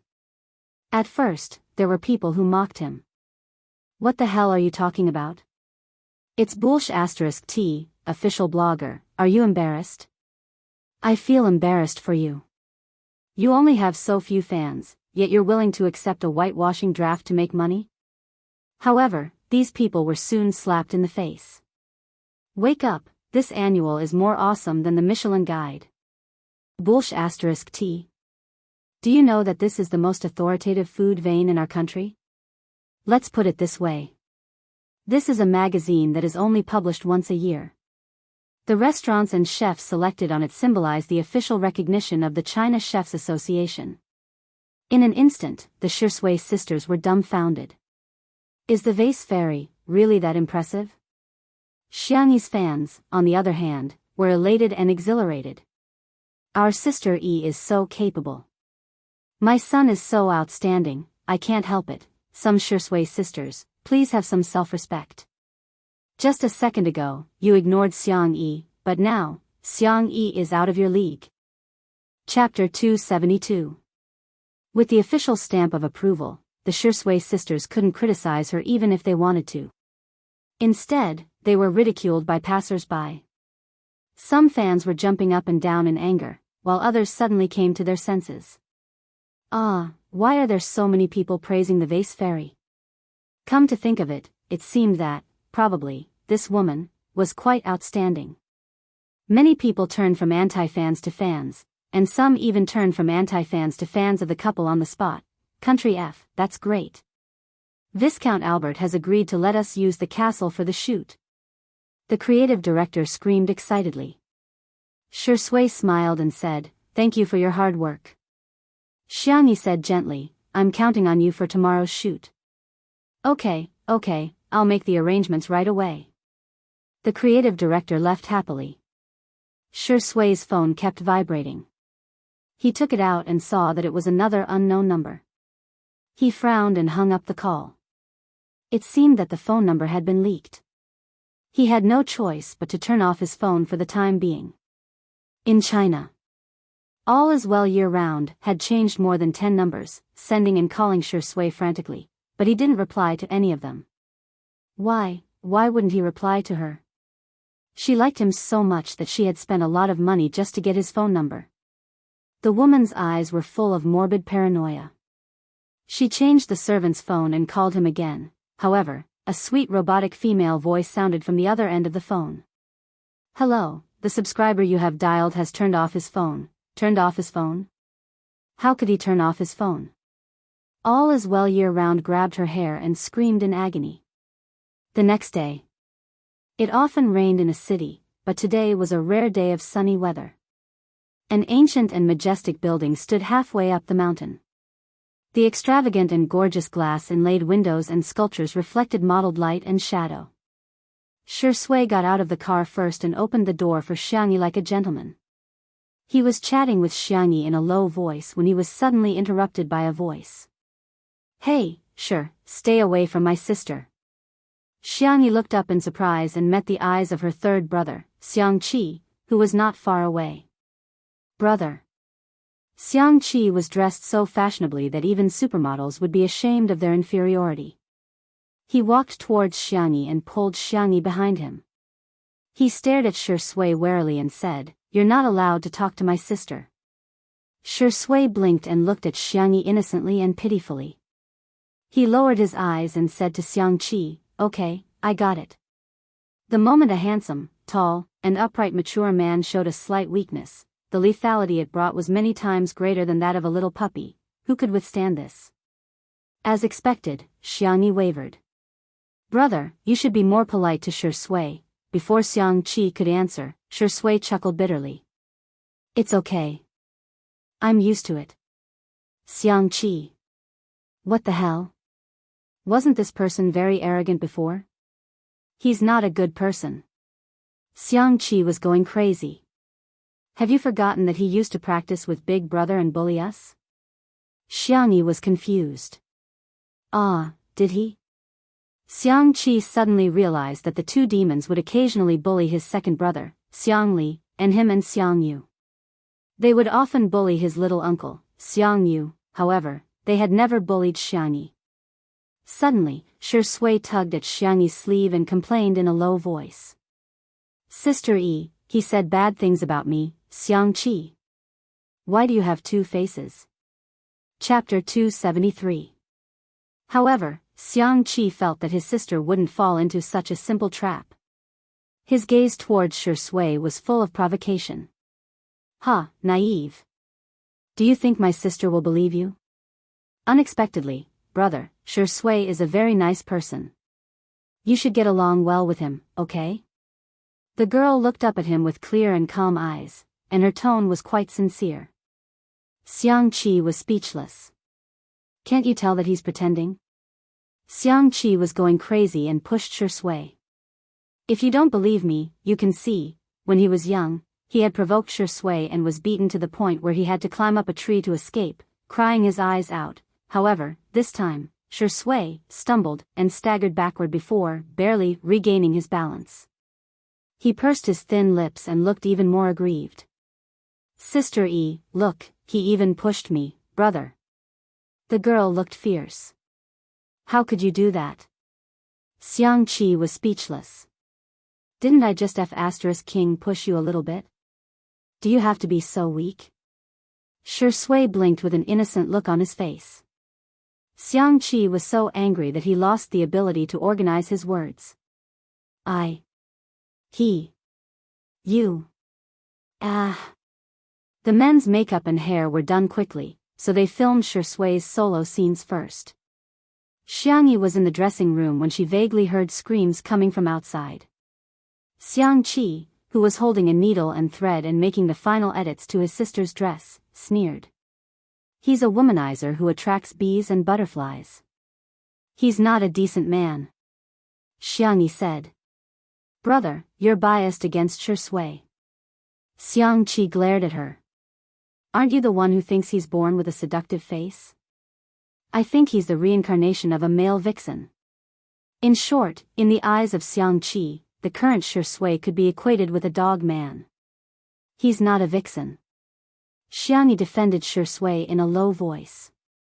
After Xiangyi was done, she was stunned by Shui's beauty at first sight. The shooting was in progress. The long table covered with a white tablecloth was filled with sumptuous food. The candles on the gorgeous candlesticks were burning, and the dim lighting cast a heavy and depressing atmosphere. However, it couldn't hide the man's presence at the end of the long table. Shi Sui was dressed in a retro black suit, and his tie was meticulously tied. The man's skin was cold and pale, and his eyebrows and eyes were even more profound after the light makeup. There was a small red rose drawn under the end of his right eye, adding a touch of seductive charm. His performance in the camera was superb. It was like a vivid movie that pulled people into the story. From being a serious gentleman, to the casual devilishness he exuded when he loosened his tie with one hand, to taking out a rose from the vase and casually biting off the petals one by one. His pale thin lips were stained with pink juice, a strong impact hit them in the face. The photographer's hand didn't stop pressing the shutter, and he kept taking pictures. Amazing. It was incredible. This was the most outstanding Asian man he had photographed in all these years.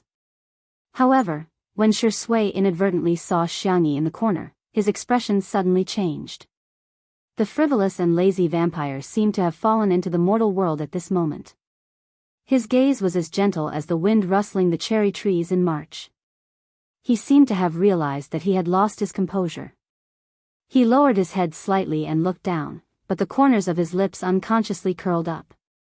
Xiangyi, third brother, seemed to be right. Shi Sui was quite a vixen. Chapter 274. The cameraman managed to capture the scene in time. The creative director's mind was full of inspiration, and he began discussing with the cameraman in a bid to enrich the shooting plan this time. Filming was paused. Shi Sui got up and strode towards Xiangyi. Screams were heard everywhere she went, regardless of whether it was a man or a woman. Xiangyi's face was calm, at least on the surface. The young girl praised sincerely, "You're very handsome today." "Pesht, thank you, Sister E." There were two voices, one from the jealous Xiangqi and the other from the smiling Shi Sui. Xiangqi removed his sunglasses and wanted to diss Shi Sui. However, even with his experience as a top designer, he found that Shi Sui's outfit was impeccable. He gritted his teeth and said, "She's all right. She looks decent." Shi Sui would automatically turn on her hearing whenever Xiangyi was around. She completely ignored Xiangqi's words and fixed her gaze on Xiangyi. She chuckled seductively and said, "Sister E, it must have been hard on you for descending to the mortal world today." In order to accentuate the contrast, Xiangyi's dress was not only gorgeous, but it was also a bright creamy yellow color with white lace elements. Every lace was sewn on by Xiangqi himself, making it look even more beautiful than the princess dresses in cartoons. The retro square-necked dress accentuated her slender waist and exquisite collarbone. Her makeup was clean and clear, and the color of her lip gloss complemented the rose at the end of Shi Sui's eyes. She was full of vitality and elegance. Xiangqi humphed and exclaimed, "You don't have to praise my sister too." Xiangyi responded with a smile, as if there was nothing unusual about her. However, her heart suddenly skipped a beat. Shi Sui looks even more vixen when she smiles. Shi Sui's solo shoot was completed with amazing efficiency. The final product was perfect, and the creative director and the others were full of praises for it. After his segment ended, it was Xiangyi's turn. According to the shooting plan, Xiangyi was going to shoot an outdoor scene in the rose garden of the castle. However, the photographer changed his mind at the last minute. "Let's go to the forest behind the castle. I heard that deer often appear there. The effect will be great if we can capture it on camera." Xiangyi cooperated with him in a good mood. However, when they arrived at the forest, the photographer's attitude was perfunctory. After taking a few photos, he began to question Xiangyi. "Your movements are too stiff. Do you even know how to pose?" "Oh, that's not the effect I wanted at all." Xiangyi frowned and asked to take a look at the photos, but she was flatly rejected.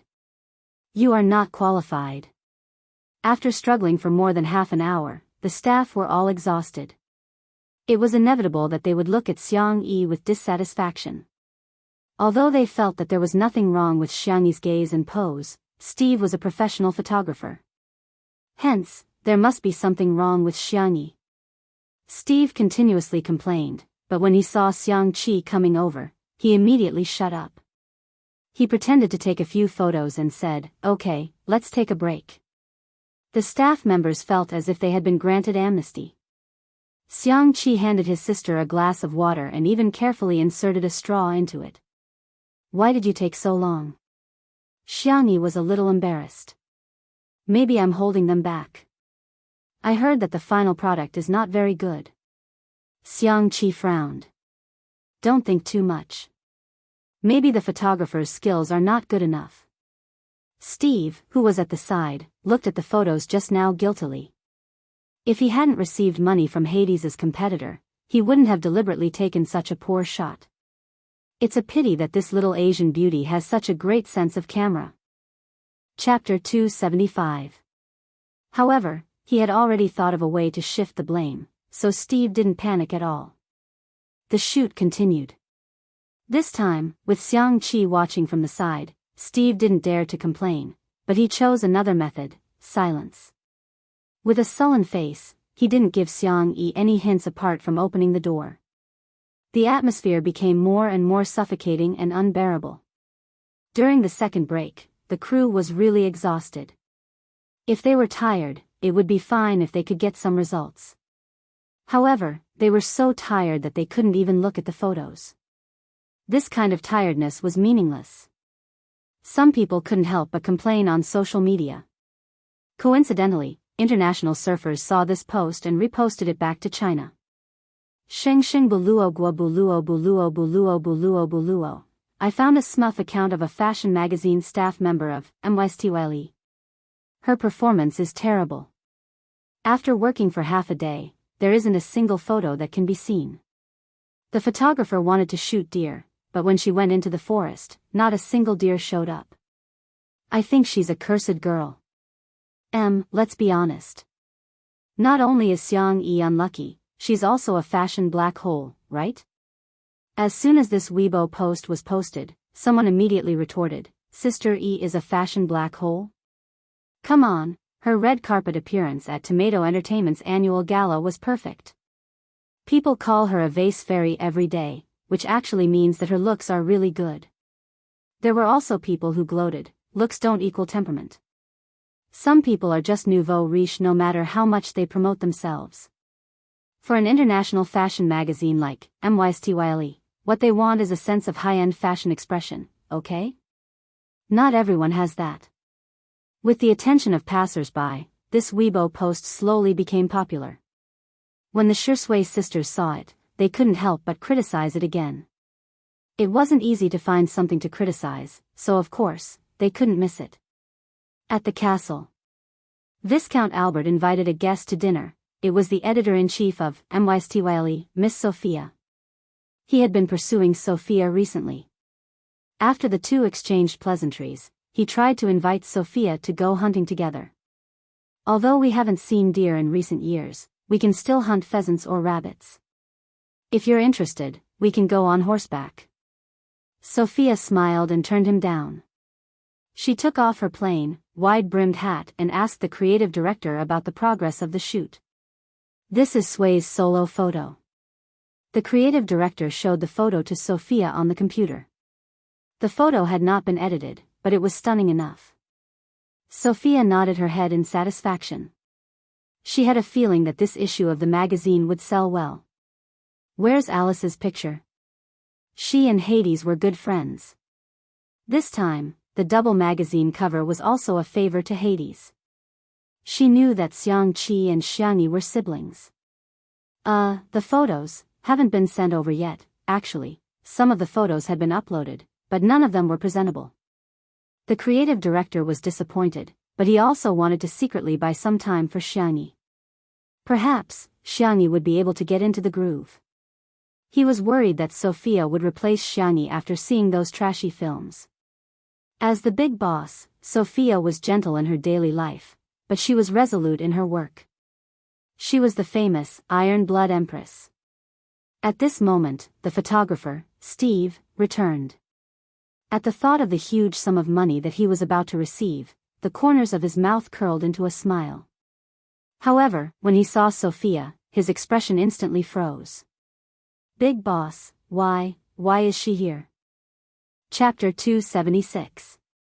The creative director's heart skipped a beat. I wonder how Xiangyi's shoot went. It's all my fault. I've been working on perfecting the two-person shooting plan and neglected Xiangyi.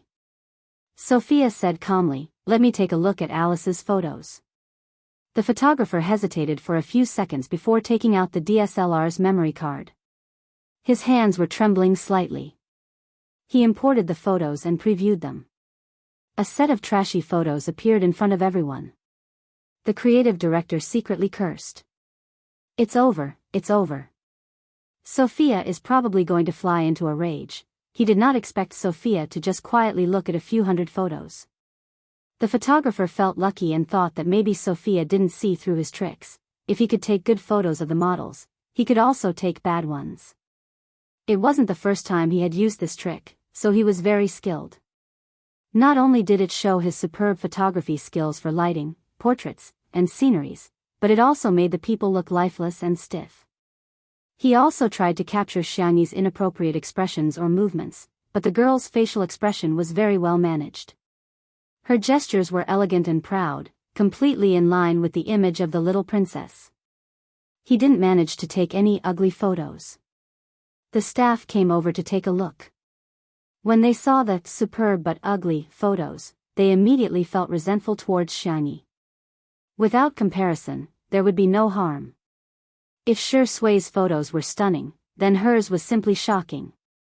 The person who had just posted the photo secretly took a photo and posted it online. She thought that since no one paid attention to her account, she might as well post it. However, what she didn't know was that she was being watched by Chinese netizens. As soon as the photo was posted, it was immediately shared on Weibo and forums. This time, there were photos as proof, and ridicule immediately arose. Ah, isn't this the standard of the wedding photos downstairs?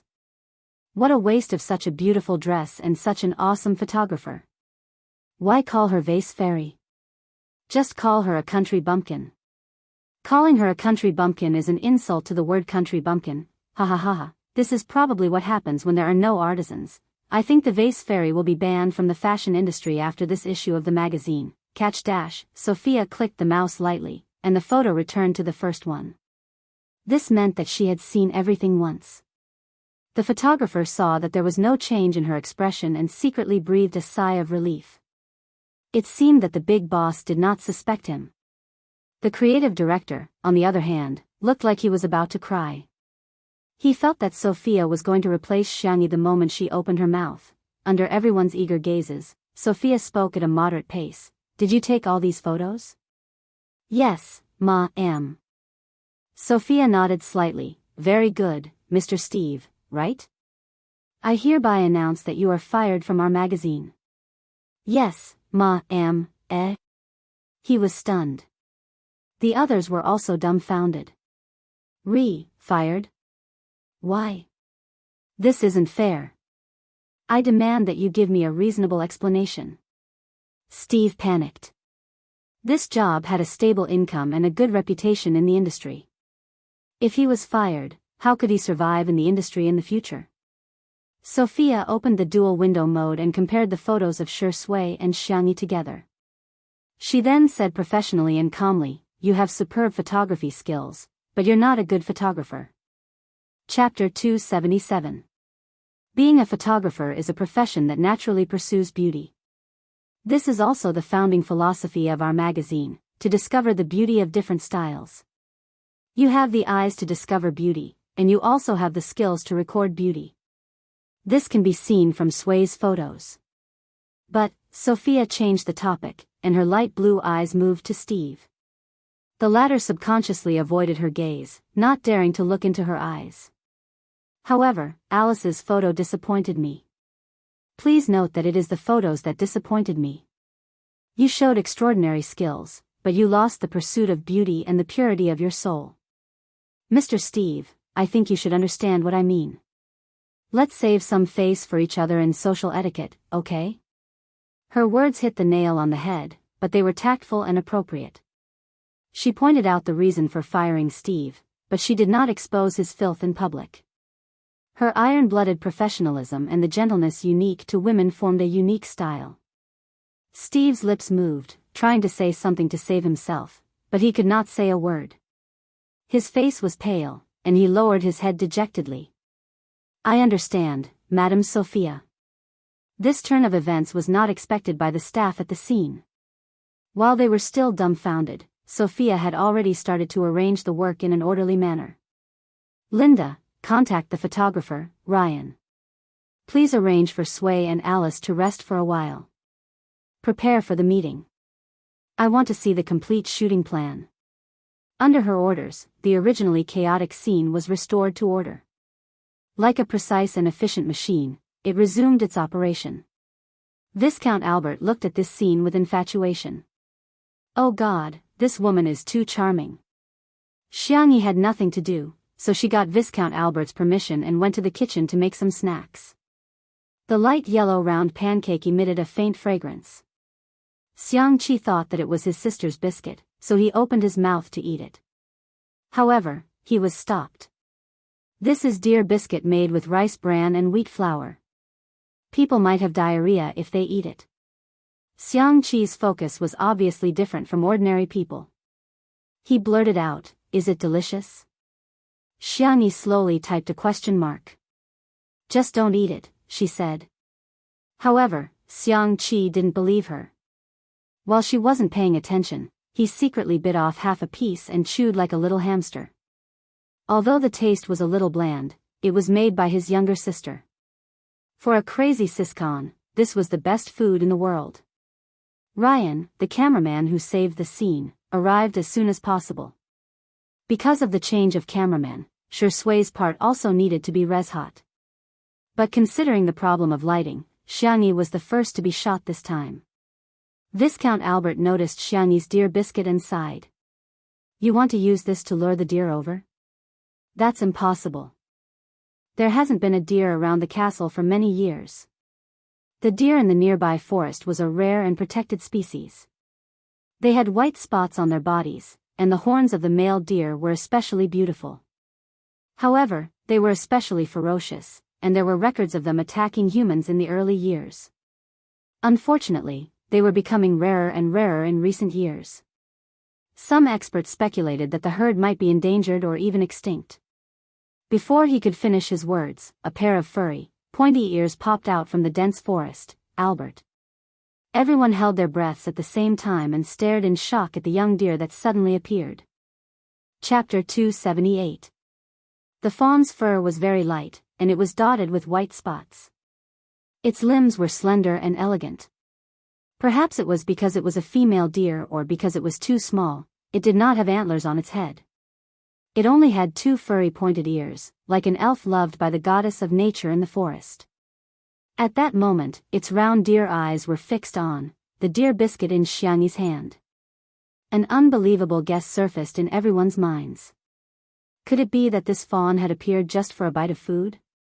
Xiangyi blinked, lifted her skirt, and walked toward the fawn. Viscount Albert reminded her softly, "Be careful. This breed of deer is very ferocious." The next second, the fawn ran to Xiangyi and bit the deer biscuit in her hand. In the silent surroundings, the sound of the fawn chewing was particularly clear. As the fawn ate, it took the initiative to rub against Xiangyi's palm. Xiangyi was slightly stunned. Then, she laughed and gently rubbed its little head. The fawn closed its eyes comfortably, as if it had reached the peak of its life. Everyone was speechless. What happened to being ferocious? It was clearly so docile that it had no boundaries. Viscount Albert's heart was about to break down. Back then, he had been poked in the butt by a stag. Needless to say, he was a hooligan. Could it be that this little brat was more obedient? Ryan took a few photos, but the angle was not ideal. Just as he was about to continue, the fawn nimbly darted back into the forest. It ran very quickly. He could only give up and choose a scene with ancient trees and flowers to shoot. Without the photographer tampering with the photos, the shoot went exceptionally smoothly. The young lady had an excellent sense of camera angles, and she was very fashionable. Every photo was as beautiful as a pictorial. It was simply better than the rubbish photos taken by Steve. Perfect. Ryan was excited. Sophia was also very satisfied after looking at the finished photos.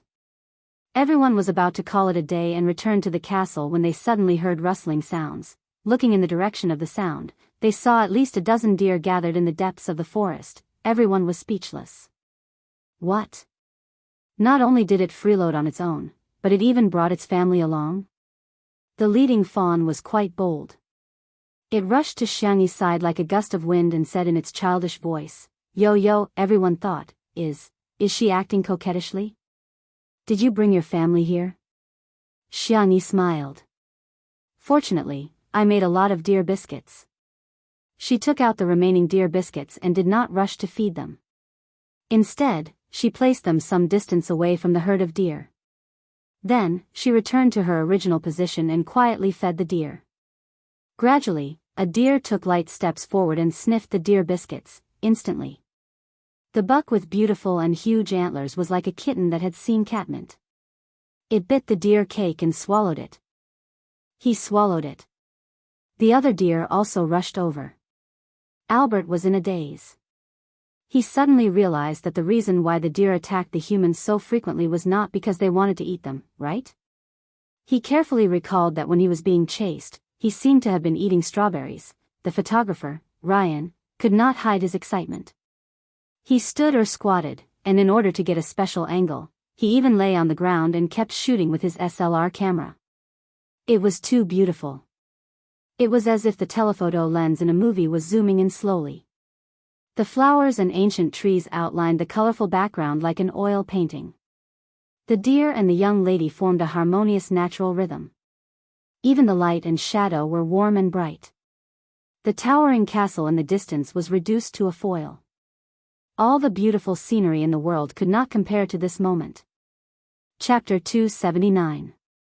All the beautiful moments were captured by the photographer's camera and turned into eternity. In the end, each photo was breathtakingly beautiful.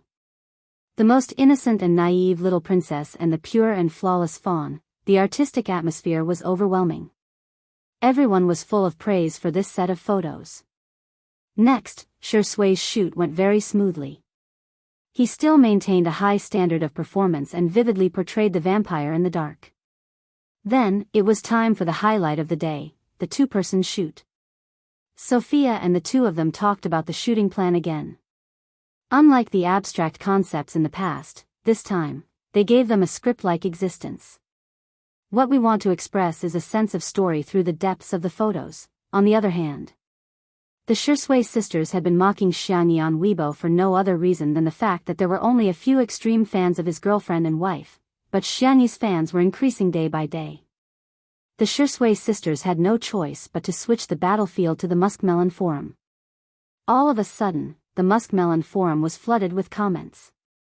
"Let's have a look at the village belle's outfit.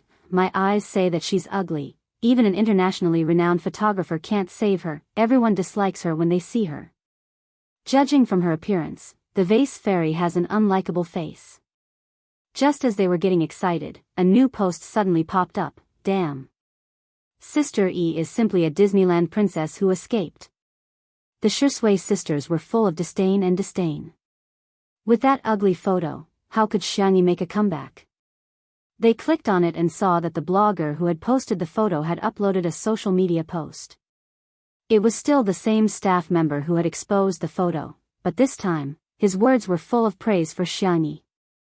"Oh, my cute and pitiful the little princess. It turns out that I've been misunderstanding her all this time. It's not that there's a problem with her performance, but rather, it's the photographer's problem. Moreover, she made a kind of food called lubbing, which actually attracted a herd of deer that hadn't appeared for many years. Oh my god, is this the mysterious magic of the East?" The Shui sisters were about to mock him, but their attention was drawn to the photos in the main building. The girl in the milky yellow princess dress had a faint smile on her face. Her eyes were as clear as water as she gently stroked the deer's head. Not far away, a herd of deer gathered. The photographer captured the scene very cleverly, as if the forest elves were listening to the witch's call and offering their blessings to the little princess in the castle. The scene was so lively that it was like a scene from a fairy tale movie. "Shui sisters? Was this the vase fairy? He zoomed in and took a closer look. F***CK. It really is. The passers-by were also dumbfounded. Weren't they all mocking Xiangyi for having no temperament? You call this lack of temperament? Are all of you blind? Also, weren't they mocking Xiangyi for having bad luck and even hating deer? You call this annoying? There were more than a dozen deer in the photo, and all of them were looking at Xiangyi eagerly. Especially that little deer. It was almost like a husky rolling around her feet and asking for hugs. This was simply a deer pet's original pet. Ha ha ha, she has amazing magic. She's magical girl Xiangyi. Amazing, this photo is really beautiful. It's like a different photographer. Awesome. What kind of Mary Sue persona is Xiangyi using? She can attract so many deer just by making some random deer biscuits. She's stunning enough alone, what's more when the two of them take a photo together. I must buy this issue of the magazine. Chapter 280. The Shui sisters, who had finally found something to criticize, were dumbfounded once again. There was even a post on the Melon forum about Sister Yi's face-slapping moments. The face-slapping is like a gust of wind. Sister Yi's face-slapping is like a tornado. The post was full of humor and the comments were hilarious. Even the Shui sisters were ridiculed. There were also video bloggers who created short videos of themselves. The Shui sisters mocked Xiangyi for not being able to buy a plane ticket. A photo of Xiangyi holding a shovel and cooking a large pot of vegetables appeared on the screen, accompanied by a magical sound effect of slapping someone. Do I need a reason to slap you? The Shui sisters mocked Xiangyi for not being able to book a hotel. Slap. Slap. Do I need a reason to slap you? The Shui sisters mocked Xiangyi for not having a good temperament. Slap. Slap. Slap. Do I need a reason to slap you?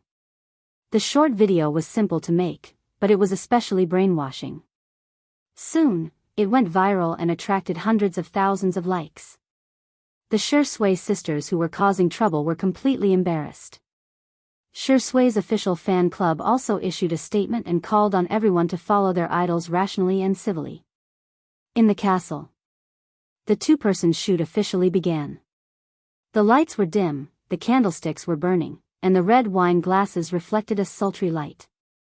Ryan tried to take a few shots and looked down to check the photos. Both of them had a good sense of camera angles and were stylish. However, there was no intimacy. Ryan said tactfully, "Can the two of you interact with each other a little?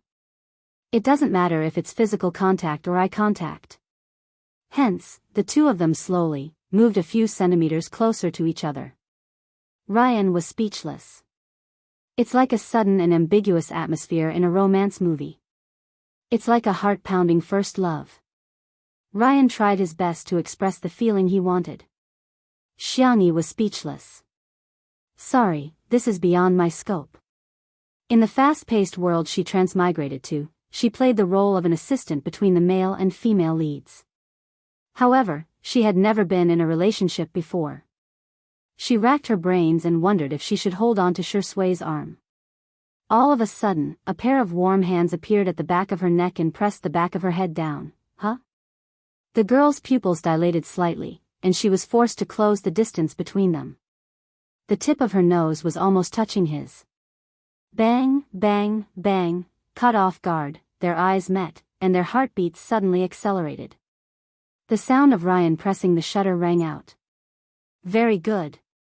Perfect. In the viewfinder, the vampire was teasing the clean and gentle little princess in his arms like he was teasing his prey. The girl's panic and the man's carelessness caused a chemical reaction to appear all of a sudden. It was the kind of sweetness that made people blush and their hearts race. Next, it's the feeling of being in love. Clayan continued, bewitching, falling, indulging, passionate, colliding. For Shui, it was a piece of cake for her to play an affectionate role. His peach blossom-shaped eyes seemed to be naturally affectionate, especially when he smiled. It was as if there was a deep and dark pool in his eyes. He smirked and was thinking about how to bring Xiangyi into the role when she suddenly grabbed his tie and tugged it down forcefully, the man leaned forward cooperatively and glanced at the girl in front of him with a smirk, as if her trick had no effect on him. In the next second, the girl gently touched his protruding Adam's apple with her other hand, and then moved her fingers all the way down. Wherever her fingertips touched, it was as if little flowers of electricity had bloomed. The gaze in Shui's eyes changed instantly. Chapter 281. His Adam's apple instinctively moved twice in a sensual manner. However, the initiator of it all still remained calm and raised her eyebrows at him.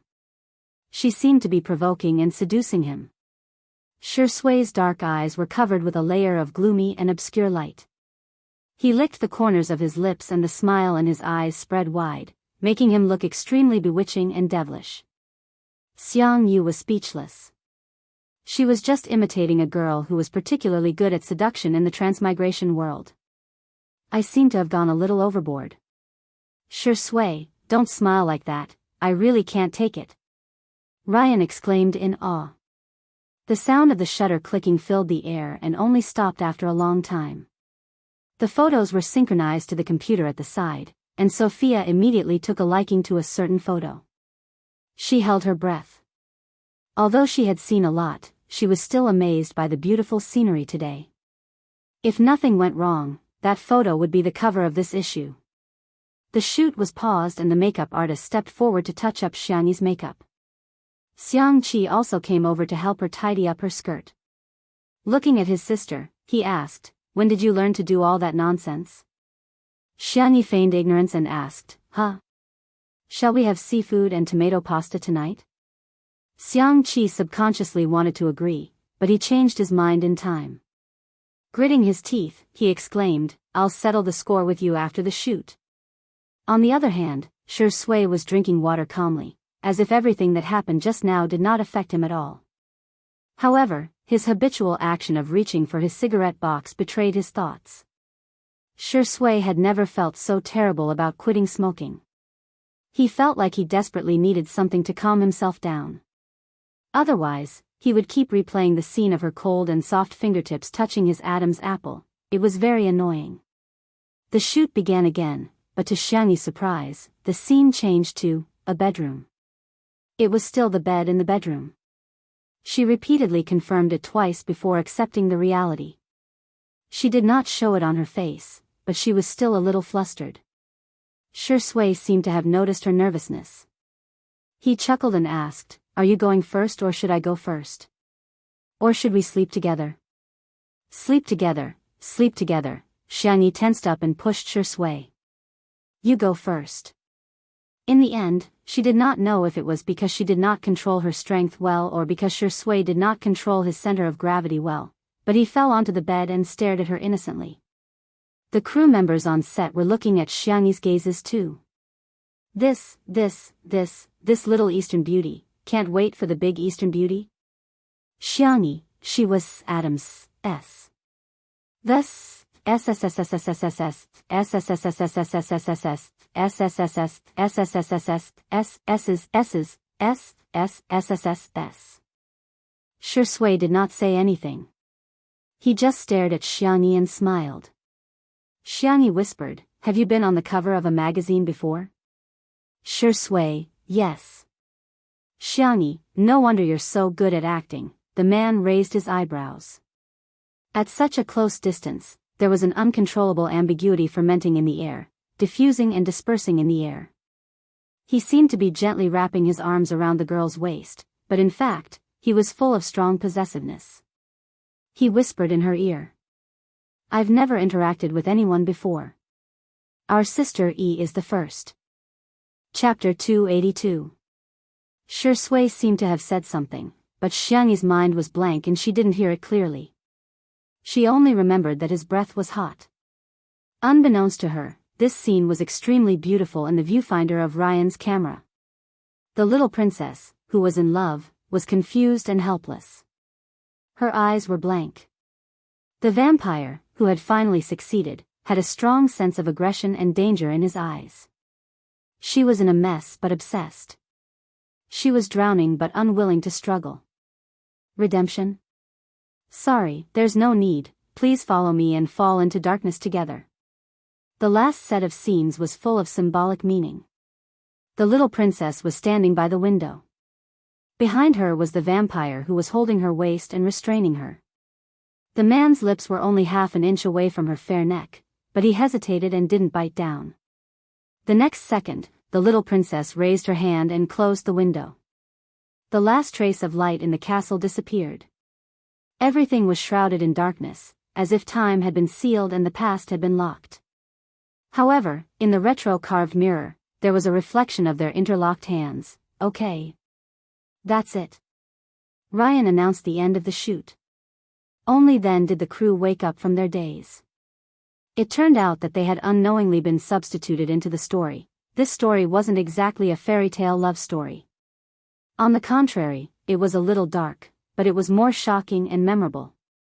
Ryan and the others went to watch the film. Xiangyi stood rooted to the ground and didn't come back to her senses. It wasn't until Shi Sui flicked her forehead that Xiangyi looked up slowly. Shi Sui said calmly, "It's just a story." Xiangyi. Yeah. She was just in a trance for a moment. Were the lives she saw when she was traveling through worlds real or illusory? Were they just insignificant stories? Xiangyi. Shi Sui suddenly called her full name. He didn't use his usual teasing tone. Instead, he said in a gentle and serious tone, "You are you, not someone else. Nothing can erase your existence." Existence. The girl subconsciously placed her palm on his chest. A deep and powerful heartbeat. She breathed a sigh of relief and finally pulled away from those chaotic thoughts. The next second, Shi Sui clicked her tongue and said in a drawling tone, "Are you taking advantage of your brother so blatantly now?" Xiangyi. No, I didn't. Shi Sui, don't spout nonsense. She quickly retracted her hand, her expression especially indifferent and calm. My hand is dirty, let me wipe it. Shi Sui raised his eyebrows. Then where are you going to wipe your dirty hands next time? He said lazily, as if he was coaxing a child. Can you give me a notice in advance? After all, I'm already so old, and I can't stand your torment. Xiangyi. Ahem, okay. The girl lifted her skirt and fled in a sorry state. Due to Viscount Albert's warm invitation, Xiangyi and the others stayed at the castle for the night. When it was almost time for dinner, Albert arrived at the dining room as if nothing had happened. He thought that he was the first to arrive, but to his surprise, Shi Sui, Xiangqi, Sophia, and the others were all there. Albert was speechless. Sorry, I lost.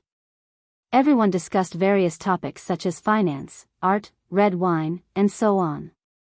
By the time the maids served the dishes that Xiangyi had cooked, all the topics came to an abrupt end. Albert immediately laid out a white tablecloth for Miss Sophia and himself, and prepared for the meal. He turned around, only to discover that Xiangqi was calmly taking out of his large bag. He took out an oversized bowl. Albert was dumbfounded. Damn it, that works too. Chapter 283. Sensing everyone's surprised gazes, Xiangqi said seriously, "When it comes to hygiene, start with preparing your own utensils." Everyone. As if I'll believe you. But soon, everyone's attention was attracted by the food on the table. There was a chef in the castle, and Xiangyi thought that not everyone would like her cooking, so she made two simple dishes, a beef patty and a fried mushroom. The beef patty was made from beef tenderloin, which was marinated slightly before frying in a pan. The heat was controlled just right, and it could be dipped in black pepper sauce or tomato sauce according to one's taste. The fried mushroom was made from fresh mushrooms picked in the afternoon, mixed with flour, egg, and other ingredients, and fried. It was then rolled in a circle of chili powder, cumin, and other condiments that the girl had brought from China. The aroma was overflowing, and it went straight into everyone's nostrils. Albert felt that he was a devout believer. In the past, when he ate with others, he would lead them in praying. But today, he recited the prayers very quickly, and then announced that it was time to eat. The beef patty was exquisitely made, and Albert bit off half of it in one bite. The juices of the meat filling splattered, and it bloomed beautifully on his taste buds. Albert's gaze drifted. Was this heaven, how could there be such delicious food? Miss Sophia was interested in the fried mushroom. She carefully forked a small piece with her fork and took a bite. The fried mushroom had a crispy outer layer, but the mushroom inside was fresh and tender. The combination of the 3 flavors of egg, flour, and mushroom formed a rich and complex texture. She felt that she could use an article to describe this wonderful feeling. As for Xiangqi, he liked to eat noodles, so Xiangyi scooped a bowl of seafood and tomato pasta for him. Then, she added a circle of fried mushrooms and a circle of sliced beef patties, forming a unique big bowl of seafood pasta with rice. As he ate, he glanced provocatively at Shui. "Humph, my sister only scooped rice for me." Shui's expression didn't change. There was nothing wrong with his dining etiquette, and he was elegant and noble. When he was almost done eating, he wiped the corners of his mouth with a snow-white napkin and suddenly said, "Sister E, have you thought about what to make for Big Brother's in-flight meal?" Upon hearing the word Big Brother, Xiangqi instinctively sat up straight, even forgetting to chew the pasta at the corner of his mouth. Xiangyi nodded. "Yes, I'll make Big Brother's favorite dishes." She tilted her head and looked at Xiangqi. "Big Brother, do you want to accompany me? Let's go home and see Grandpa." Regardless of whether it was to accompany his sister or visit his grandfather, he was very happy with these 2 options. However, with the addition of the option of going with his elder brother, this question instantly became a question of death. "Sister, you're not a kid anymore. You're a big friend now." Xiangqi acted like a big brother and said in a dignified manner, "Can you be a little more mature? Do you need me to accompany you on the plane?" "Oh," Shui smiled. "It's okay. I'll accompany you, Xiangqi." Motherf ****. However, he couldn't do anything to Shui. He was afraid of his big brother, but Shui wasn't afraid at all. Gua. Albert's Chinese wasn't very good, and he tried to join Xiangyi and the other 2's group chat. He was very confused. "It's fine to bring a big bowl, but do you have to bring a big pot?" Xiangqi took advantage of his big brother's absence to reveal his dark history. "When my family went camping, my big brother brought a big pot. But," he paused and said in a sorrowful tone, "I had to carry it for him the whole time. Something came up today and it was too late to go home. Smiley face angle, let me tell you in advance." Chapter 284. At the same time. Logic Esports Base. The training room was brightly lit, and the sound of the keyboard and mouse could be heard. Xiao Naofu was nestled in the pocket of Xiang Yu's uniform, watching him play games. After watching the game for a few days, Xiao Naofu had already grasped the rules and was more addicted to it than Xiang Yu himself. Meow meow meow. Go, go, go, beat him up. Beat him up for this hoo-hoo. In Xiang Yu's ears, Xiao Naofu's cries were simply the most beautiful sound in the world. The sniper in the game ended the battle with a clean shot and found a cover to hide behind. He freed his hand to cover Xiao Naofu's eyes and coaxed softly, "Be good, a cute kitten like Xiao Naofu can't watch these fights." Xiao Naofu. "No. Let this hoo-hoo watch. This hoo-hoo wants esports too." Creak, the door was pushed open. It was Captain Wander, who had just returned from drawing the lot. He sighed and said apologetically, "I'm sorry, my luck isn't good. We'll be facing Team ICE in the next match." This year's Lonely Glory World Connections main venue was in Nanchang. Team Logic was one of the 2 Chinese teams in the top 36 and had high hopes for them in the domestic esports circle. However, Team ICE was a seeded team and had made it to the top 3 in the World League last year. Team Logic had to face such a strong team in the first round and suffered a crushing defeat. The atmosphere in the team was inevitably a little heavy. At this moment, "Awoo! Awoo!" Xiao Naofu pushed Xiang Yu's hand away and jumped onto the keyboard aggressively. Its soft, meaty paws smashed onto the attack button. With a bang, the sniper in the game fired and hit the enemy who was about to launch a sneak attack. Everyone in the team. Hoo-hoo wanted to fight again, but he was picked up by Wander. The young man's eyes were filled with tears. This is a miracle. It must be a miracle. God is encouraging us. Everyone, cheer up, let's go. For a moment, the little cubs seemed to have been injected with chicken blood. Go, go, go. Only Xiao Naofu was struggling desperately. Let go of me. This Huhu can still fight. On the other side. Research Institute, Director's Office. Why can a cripple like Xiangli apply for so much funding? Could his hands be used for experiments? He's clearly a dog in the manger. A middle-aged man complained in dissatisfaction. The director tried to appease the middle-aged man, but the middle-aged man continued to push his luck. How about this? We'll keep Xiang Li's original team, and I'll join them to guide them. As for Xiang Li, we'll kick him out. He's no longer of any value to our research institute.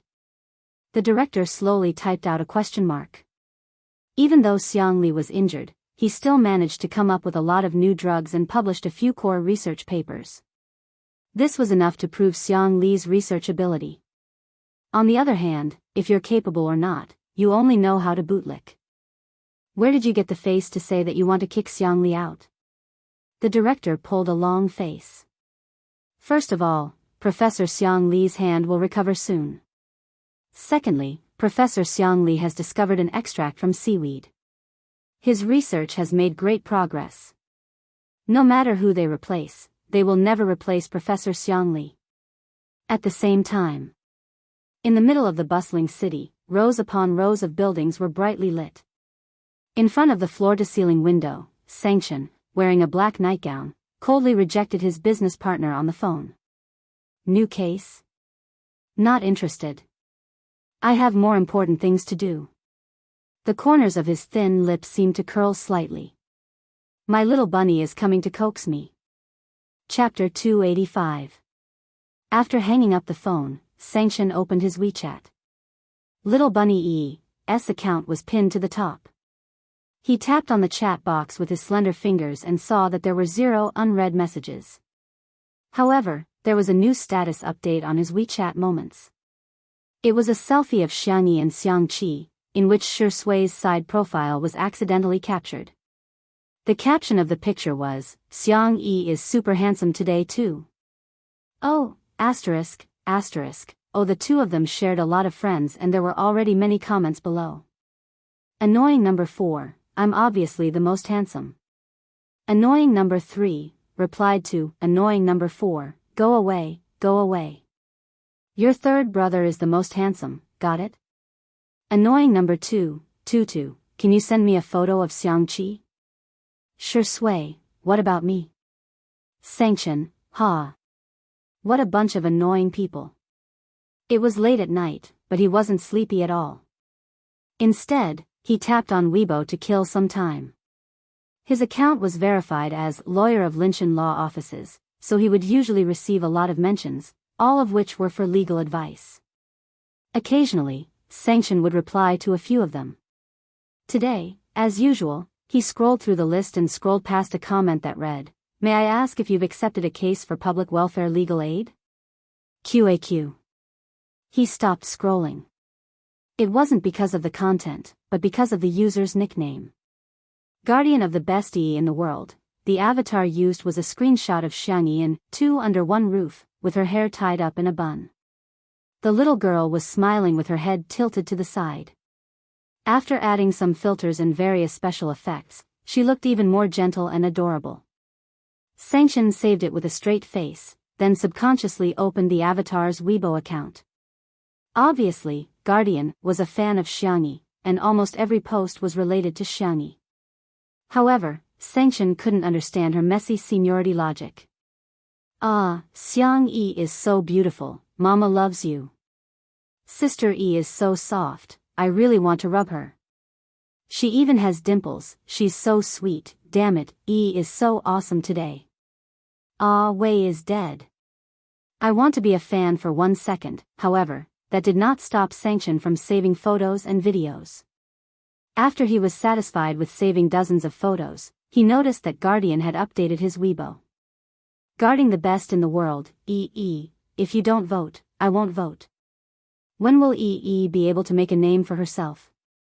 Don't forget to help Xiang Yi get on the rankings. Also, our fan club group number is XXXX, welcome everyone to join. Sanchen checked the links that she had sent him. They were all different kinds of rankings. Xiang Yi's popularity was at the bottom. Sanchen furrowed his brows and sent a private message to the other party. Tutu Dage V, I can take the case. Big brother Tutu V, but I have 2 requests. The other party replied instantly, really? Please speak. The guardian, in front of the screen, was extremely excited. Although this lawyer's ID was a little strange, he was still a lawyer from Lin Chen law firm. She had asked for help from many lawyers, but all of them were ignored. To her surprise, the only one who replied was one of the top lawyers in the industry. A new message popped up in the chat and the guardian checked it nervously, for fear that the other party would make a difficult request. That would be terrible. Tutu Dage V, teach me how to get on the rankings. The guardian : Buzz, Tutu Dage V, also, add me to Little Bunnies. Yes, Xiang Yi's fan club. Thank you. The guardian : She was in a trance. She didn't expect the other party to make such a request. Is this the legendary male fan? Or is he a male fan?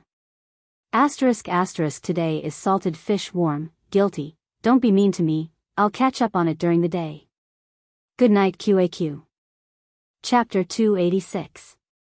Probably because she didn't reply, the other party sent another message. To Big Brother V, what's the matter? Is there a problem? Guardian hurriedly replied, no. It's totally okay. Then, this brother fan very professionally asked her to send him the details of the case. In order to make it easier to contact him, he even gave her a WeChat signal.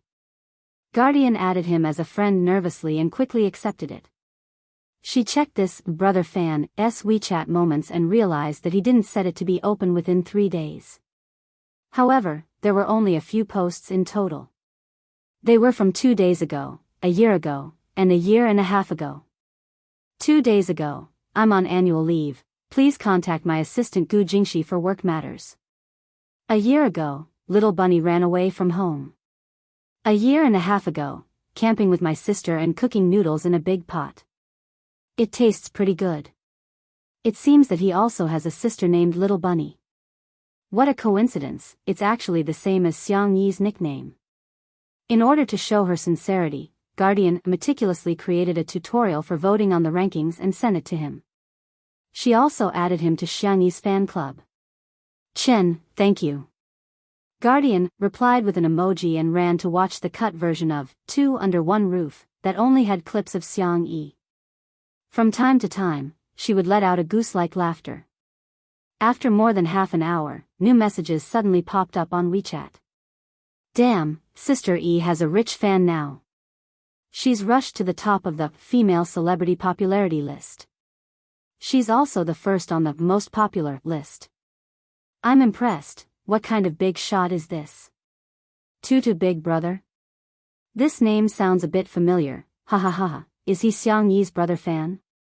Guardian froze for a moment and went to check the various major rankings, only to find that this brother fan was a typical person of few words and was good at gambling. He was also very generous with his money. She was extremely excited and posted in the group, great, our Xiang Yi is also someone with a big fan club. There were sounds of agreement below. Suddenly, Tutu Big Brother, someone bullied her? The group was silent for a few seconds. In an instant, everyone was worshipping the big boss with slipping hair and kneeling emojis. After a while, someone finally sent a voice message to Tutu's older brother to explain, that's right. That all is well year-round character in Shursui sister is always leading our sister E around. Even after being slapped in the face a few times, she still doesn't know how to restrain herself. Just now, she even posted on Weibo that Sister E was going to drive her to her death. I'm speechless. As she spoke, she even sent out a link. It was a Weibo post from All Is Well Year Round. The gist of the post was that she couldn't bear the evil in this world and that her only ray of light had been snatched away by others. She wanted to leave. Many fans comforted her in the comments section, and there were also people who passionately insulted Xiangyi, accusing her of driving a depressed patient to death. There were already more than 10,000 likes. Sangchen, who was standing in front of the floor-to-ceiling window, combed his messy hair. He never liked listening to long speeches, but he patiently finished listening to the lecture. TSK. How dare they bully his little bunny? To Big Brother, got it. To Big Brother, the internet is not a lawless place. I will send a lawyer's letter to all the Weibo users who insulted Xiangyi. The group members thought that he was joking, but they didn't expect that about 10 minutes later, Lin Chen Law Firm's official Weibo account actually posted a statement frowny face Lin Chen Law Firm v. The internet is not a lawless place. The attached picture was a lawyer's letter with at least a few hundred Weibo users' names on it. In an instant, the foul-mouthed Shui sisters panicked. Chapter 287. Weren't they just angry and scolded Xiangyi a little? Xiangyi was a public figure, so what was wrong with being criticized? She wanted to be a celebrity, so why did they have to send them a lawyer's letter? Moreover, the lawyer was from Lin Chen Law Firm, one of the top law firms in the country. Many people felt suffocated, and they guiltily deleted their comments and changed their IDs, fearing that they would be punished by the law. Thus, Xiangyi's fans were surprised to find that the Shui sisters, who had been shouting the loudest and scolding the most, had all disappeared. Finally, someone could deal with them. Meanwhile, Sangchen's fan club was flooded with comments. Big Brother, you're awesome. Sangchen didn't say anything else. Instead, he looked at the bustling night scene outside the window. The huge billboard shone brightly on the man's chiseled face, softening his sharp features slightly. Seeing the little rabbit up close, there were only 8 hours left. The next morning, Xiangqi got up sleepily. His dark green silk robe was wrinkled from his sleep, and a few buttons on his collar were unbuttoned, revealing a large area of his pale skin. His well-defined abs were faintly discernible. He walked to the window to breathe in the fresh air, and vaguely saw 2 familiar figures. Xiangqi squinted and realized that he couldn't see them clearly because they were too far away. He hurriedly turned on the camera on his cell phone and zoomed in a few times. Damn! It was his younger sister feeding the deer outside the castle, and Shui was standing next to her lazily. Eat slowly, don't rush. Xiangyi's voice was gentle as she patiently fed the deer from yesterday. Behind the deer, there was a large group of parents and siblings who had come to freeload. Every deer was given a few pieces of deer biscuits, and they were happily munching on them. Xiangyi had already told the chef in the castle how to make the deer biscuits, and Viscount Albert generously expressed that he would be happy to feed these cute forest elves. I'm leaving today. You have to pay attention to your safety in the future. Don't get caught by poachers. As Xiangyi spoke, she suddenly turned her small face. Do they understand Chinese? Shui quietly accompanied her by her side. Hearing her words, she couldn't help laughing. Can you translate it for me? The little girl thought it made sense and translated it to Xiaolu. Xiaolu tilted its head. Its ears were furry, and its eyes were round. It had the clearest gaze in the world. It seemed to understand and rubbed its nose against Xiangyi's palm. Xiangyi's heart softened. She took out the last piece of deer cake from her pocket and fed it. The deer behind her instantly lined up to rub against her, begging to be touched. They didn't forget to touch the pocket on Xiangyi's clothes, trying to get her to take out another piece of deer cake. It could be said to be a real foodie deer. Xiangyi couldn't help but lick her lips. I heard that venison is very nourishing, Shui added. Hunting is illegal in China, but sika deer can be artificially reared. Xiangyi's eyes lit up.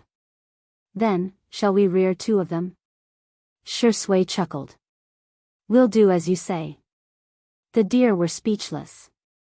In Xiangqi's eyes, the morning sun, the cute deer, the gentleness of a young girl, and the company of a man. All of this was obviously very heartwarming, but it was more impactful than any war or sci-fi scenes.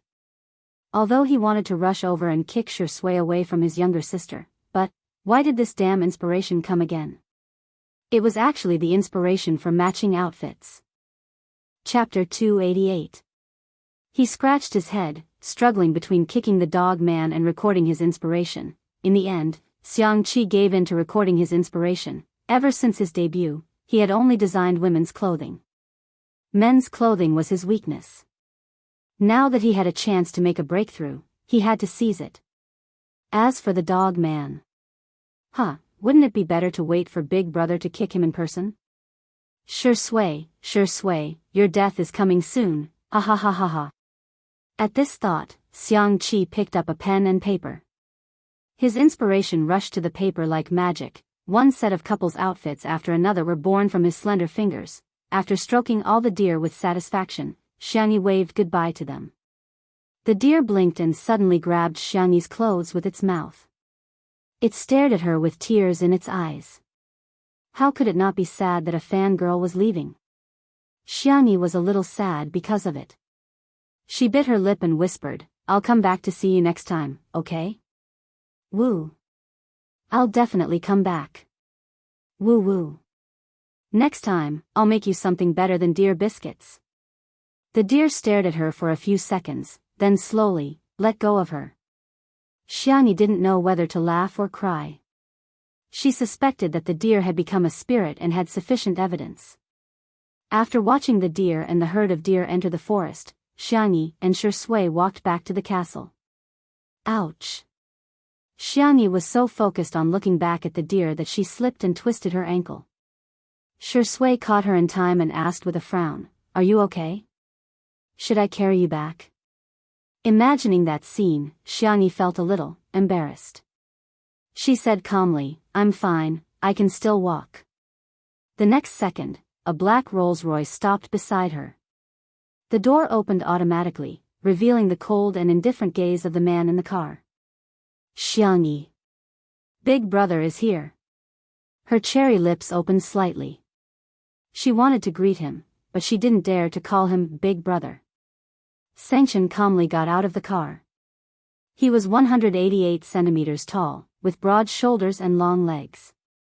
Dressed in a black suit, his facial features were deep and handsome.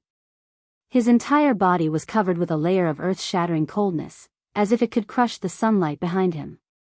He lowered his eyes and glanced at Xiangyi. "Broken leg?" Xiangyi shook her head in fear. No. Then do you need to hide in another man's arms?" Xiangyi came to her senses and tried to pry Shui's hand away. Unexpectedly, Shui tightened his grip and hugged her shoulder even tighter. His peach blossom eyes curved slightly, and the corners of his mouth curled into a lazy smile. "Big Brother, long time no see," Sanchen looked at him in the eye. It was a silent confrontation between two men. A moment later, Sanchen sneered, "Get your dirty hands off me." Xiangyi subconsciously defended Shui. He didn't touch the deer. "His hands are not dirty." Whoosh, Big Brother's cold gaze swept over. The young girl shrank her neck and said pitifully, "Brother, my ankle hurts." Actually, it wasn't that painful. However, in front of Big Brother, this little bit of pain seemed to be a great grievance. Because she had been doted on before, she dared to be fearless and willful. "Now you know pain?" For some reason, although Sanchen's tone was still cold, it wasn't as fierce as before. He raised his long black eyebrows. "So?" Xiangyi mustered up her courage. "So? Brother, can you carry me back?" Sanchen looked at her and didn't say anything. "Boo-hoo, I can't, I'm going to cry." The young girl was terrified and changed her words. "Are you tired from the car ride?" I can carry you, it's not impossible." Chapter 289. Afraid that her brother would not believe her sincerity, Xiangyi clenched her fists and tried to flex her muscles. "Brother, I'm very strong. If you don't like to carry me, I can carry you." Sanchen shifted his gaze onto her fair arms and couldn't help but frown. In the past year, that person had been using a very unhealthy method to lose weight, going on a diet. Xiangyi had lost a lot of weight and her arms were sickly slender. They looked so fragile that they could be broken easily. "Forget it, what's the point of getting angry with her? Sangchen said with a sullen expression, come here. Xiangyi did not move. It was not that she didn't want to go, but rather, she was too scared. She felt safer staying by Shui's side. Watching as she shrank towards Shui, Sangchen's temples began to throb. This little bunny needs to be taught a lesson. Is she really going to fall in love at such a young age? Does she have any respect for the family rules? However, Shui had guessed Xiangyi's true thoughts. He looked down and said in a lazy and innocent voice, brother, it's the same if I help her. With that, he helped Xiangyi walk in the direction of the castle. Sangchen shifted his gaze from his sister to Shui's legs.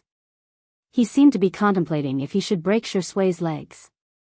He strode forward with his long legs and picked Xiangyi up in his arms. Ha! While she stared at him in shock, Sangchen said with a straight face, your legs are short and you're walking too slowly. You're wasting time. Is that so? However, Xiangyi realized that her brother was carrying her.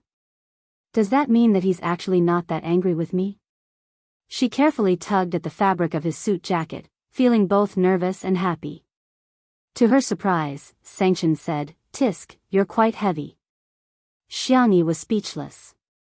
Much heavier than rice. Xiangyi. Then I'll walk by myself. Actually, I can walk. Xiangyi was a little humble. Of course, it was mainly because she was afraid, Chen of the Xiang family, a man who dominated the fear of the entire Xiang family. Sangchen said coldly, shut up. Xiangyi. Oh. Wu did not dare to speak anymore. Shui, who was standing behind her, smiled happily. Another man who can't stand being goaded. He was clearly worried about his sister's death, yet he still pretended to be unconcerned. Clearly, sullen on the inside. Castle, living room. Sangchen placed Xiangyi on the sofa. He had been to the castle a few times and was very familiar with the layout. He got up and went to the kitchen to get some ice. Xiangqi took a stack of design drafts downstairs and showed them off to his sister. Sister. Look at my newly designed couple outfit. Xiangyi took a look and was stunned. Over the past year, there were people in the fashion industry who couldn't stand how Xiangqi's designs were always able to set off new trends. They dissed him for not being able to design men's and children's outfits, saying that his designs were too limited. In fact, many designers specialized in one category, but in their eyes, wasn't Hades a genius? A genius had to be all-round, otherwise, he would be a good-for-nothing. She treated him with the strictest standards, yet held herself to the most relaxed standards. However, this couple outfit was so ingenious. It was simply amazing. You're even designing couple outfits for her? Xiangyi's cold and deep voice came from behind. Xiangqi shuddered and had a strong desire to live. No. These are parent-child outfits. Parent-child outfits. Chapter 290. Sangchen, ha. He half knelt beside Xiangyi's feet, lifted her trousers, and put the ice pack on it. Xiangyi's eyes widened, not because of her brother's sneer, but because of his actions. Was he taking care of her? She uneasily wanted to retract her feet, but Sangchen gave her a warning look. Don't move, behave. The little bunny didn't dare to move and sat on the sofa obediently. Xiangqi was still trying to explain his creativity. Brother, look at this outfit, it's brother and sister, and this outfit, it's sister and brother. Sangchen's face was cold. Go on. See if I'll give you a look. Don't think I don't know, sister is your muse, your source of inspiration. That's right, all of Xiangqi's designs were more or less related to Xiangyi. The perfect combination of his siscon and his pursuit of the ultimate art miraculously created sparks of inspiration. Sangchen, ha. Xiangqi was about to cry, and instinctively hid behind Shui. Brother Shu, save me. He whispered. Shui said good-naturedly, sure, brother Shu, you're really too. Before he could finish, Shui said with a smile, it's a paid service, 1 fee per visit. If you want to buy, be quick. It's up to you. F*CKU. You're so sure I have to beg you, right? Do you think I'm such a spineless person? Yes, I am. Xiang Qi said fawningly, okay, I'll listen to you, brother Shi. Then he heard Shi Sui say leisurely, the company's sister E signed with is a bit of a scam. Why don't you sign with Xiang Feng's company? Whether you want to leave the industry or continue your career, you'll have more freedom.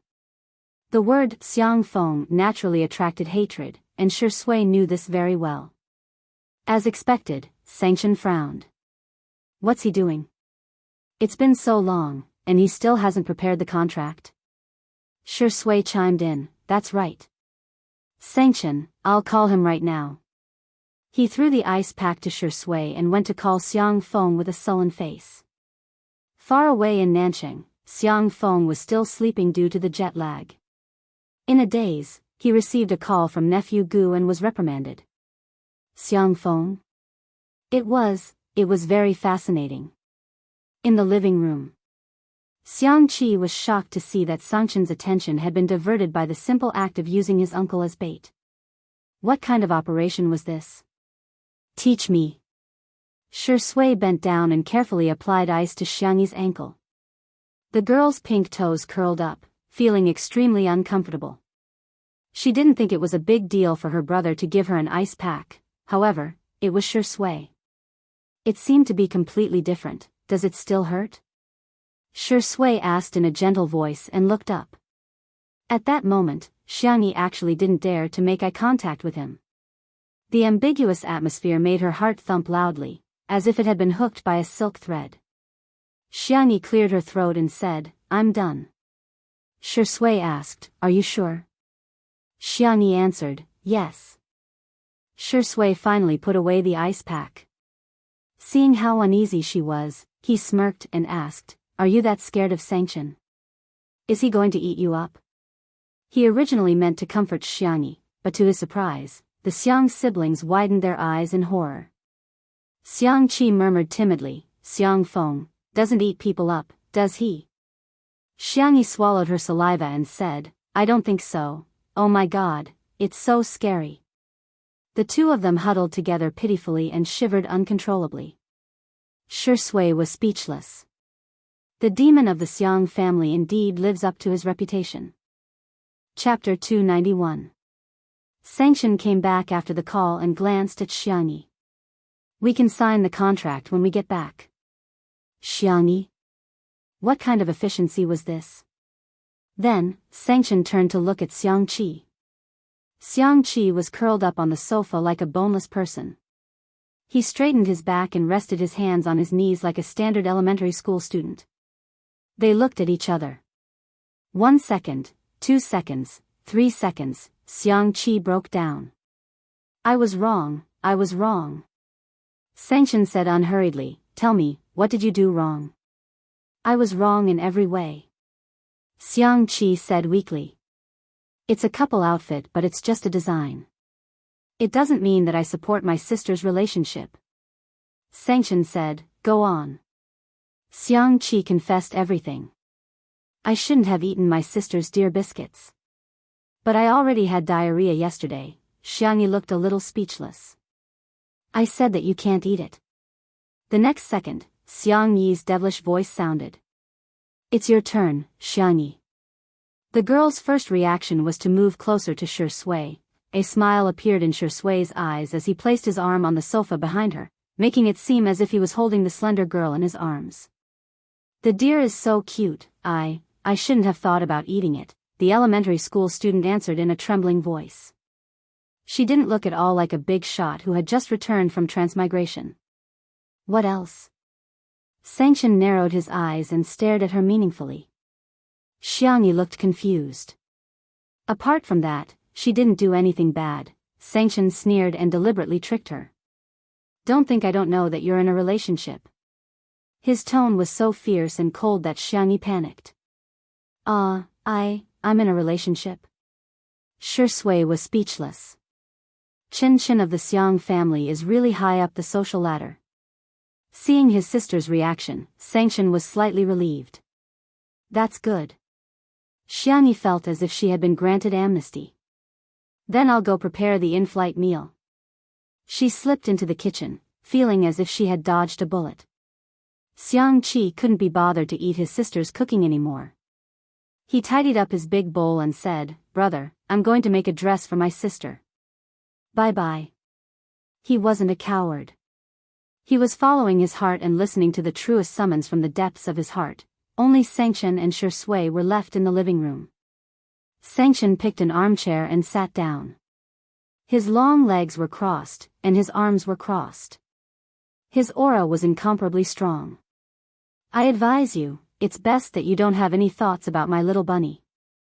Shui, "Okay, big brother, Sanction. Speak properly." Shui blinked. What if Tutu has ulterior motives toward me? Should I reluctantly accept it or act in self-defense? TSK, how worrying. Sanction. He took a deep breath. There was only one thought in his mind. This dog of a man is really asking for a beating. Xiangyi had prepared a sumptuous meal. She either put it in a thermos or refrigerated it. She was going to put it all on Tutu's plane later. She was going to take a plane with Wuxiang, which meant that they were going on a trip together. Albert followed the smell and shamelessly expressed that he wanted to try it. Xiang Yi's eyes curved into crescents.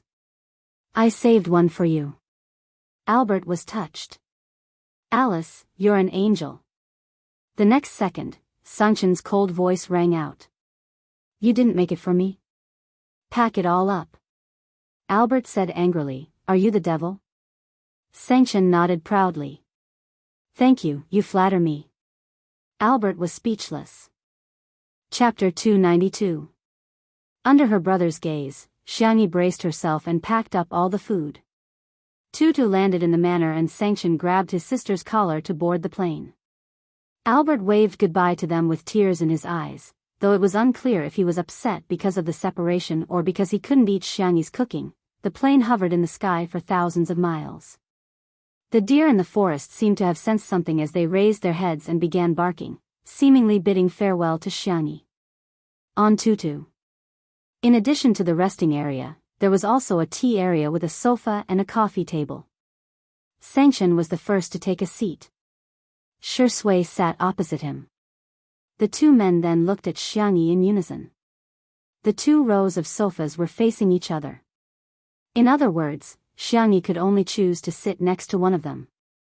Xiangyi was speechless. "If I sit next to Big Brother, I won't be able to escape when I get beaten up. It seems safer to sit next to Shui." With that thought in mind, she slowly moved forward and sat down next to Shui. In an instant, one was elated. The other had an icy cold gaze. Sanction picked up the porcelain teacup with a straight face and took a sip of green tea. He wasn't angry. He wasn't angry at all. Shui, on the other hand, was calm and composed. She even began chatting with Xiangyi about the topic of two under one roof. Xiangyi gradually relaxed.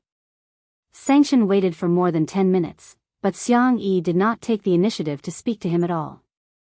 He almost crushed the porcelain teacup in his hand. Ahem. He cleared his throat. His words had the effect of silencing her. Xiangyi kept quiet out of fear, not daring to speak. Shui glanced at him with a smirk and remained silent. Sanction frowned and thought, "Am I that scary?" His white, well-defined fingers loosened his black tie. He unbuttoned the top 2 buttons of his shirt and leaned on the sofa in an extremely relaxed posture. However, when he opened his mouth, he sounded like a teacher lecturing a student. "What do you plan to do next?" Xiangyi froze for a few seconds before she realized that the question was directed at her. She whispered, "No, I don't have any plans. I'm just going to record a variety show, cook some food, and retire early." Sanction asked casually, "Are you feeling too tired?" Xiangyi shook her head. Cooking isn't tiring. How could she feel tired doing something she liked? Sanction continued asking, "Did anyone bully you?" He glanced at Shui meaningfully. Little Rabbit was extremely obedient and her voice was soft. No, everyone is very good. I feel that filming this variety show is quite fun. Sanchen replied with an and said indifferently, if someone makes you unhappy, do you know what to do? I know how to answer this question. Xiangyi was a little excited. Tell the family. Childish, Sanchen said coldly. It's to make the other party even more unhappy, got it? Xiangyi? You don't even know how to do this? Do you still need me to teach you? Xiangyi swallowed her saliva. I think I know how to. Sanchen finally revealed a satisfied expression. The journey was long and Xiangyi soon felt sleepy. She leaned against the back of the sofa and fell asleep. Shui moved her little head to her shoulder as if there was no one else around. Sanchen? Do you think I'm dead? Before he could say anything, Shui spoke first. I didn't expect you to be angry. I didn't do it on purpose. Sanchen gritted his teeth. You, Shui interrupted him innocently. Don't be angry, brother. I'll apologize to you, okay? Sanchen. Even green tea can't compare to you. Chapter 293. Other than his uncle Xiang Feng, no one had made Sanchen so angry for many years. His voice was as cold as ice. You dare to take advantage of my sister in front of me? Brother, why would you think that? Shui smiled.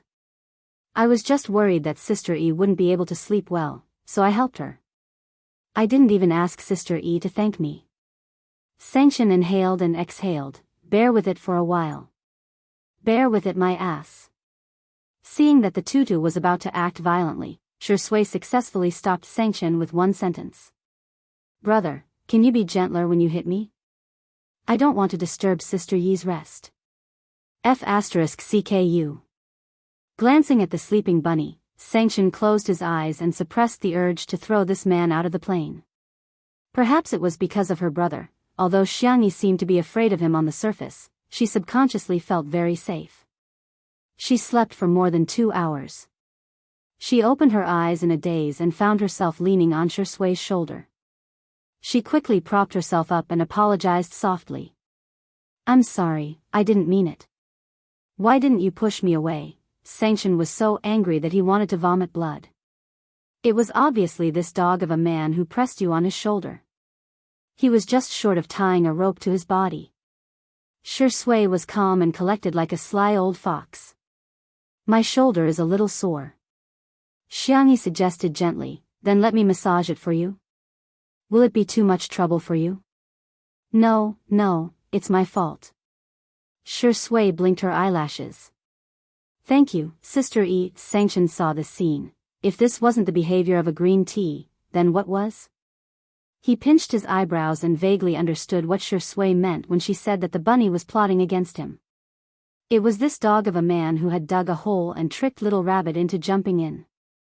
However, what puzzled him was that the little rabbit had always been wary of outsiders. Why was she completely defenseless against this dog of a man? Although he was angry, he still had to eat. When the food was taken out of the thermos, it was still steaming. There were 6 dishes and 1 soup, all sumptuous and nutritious.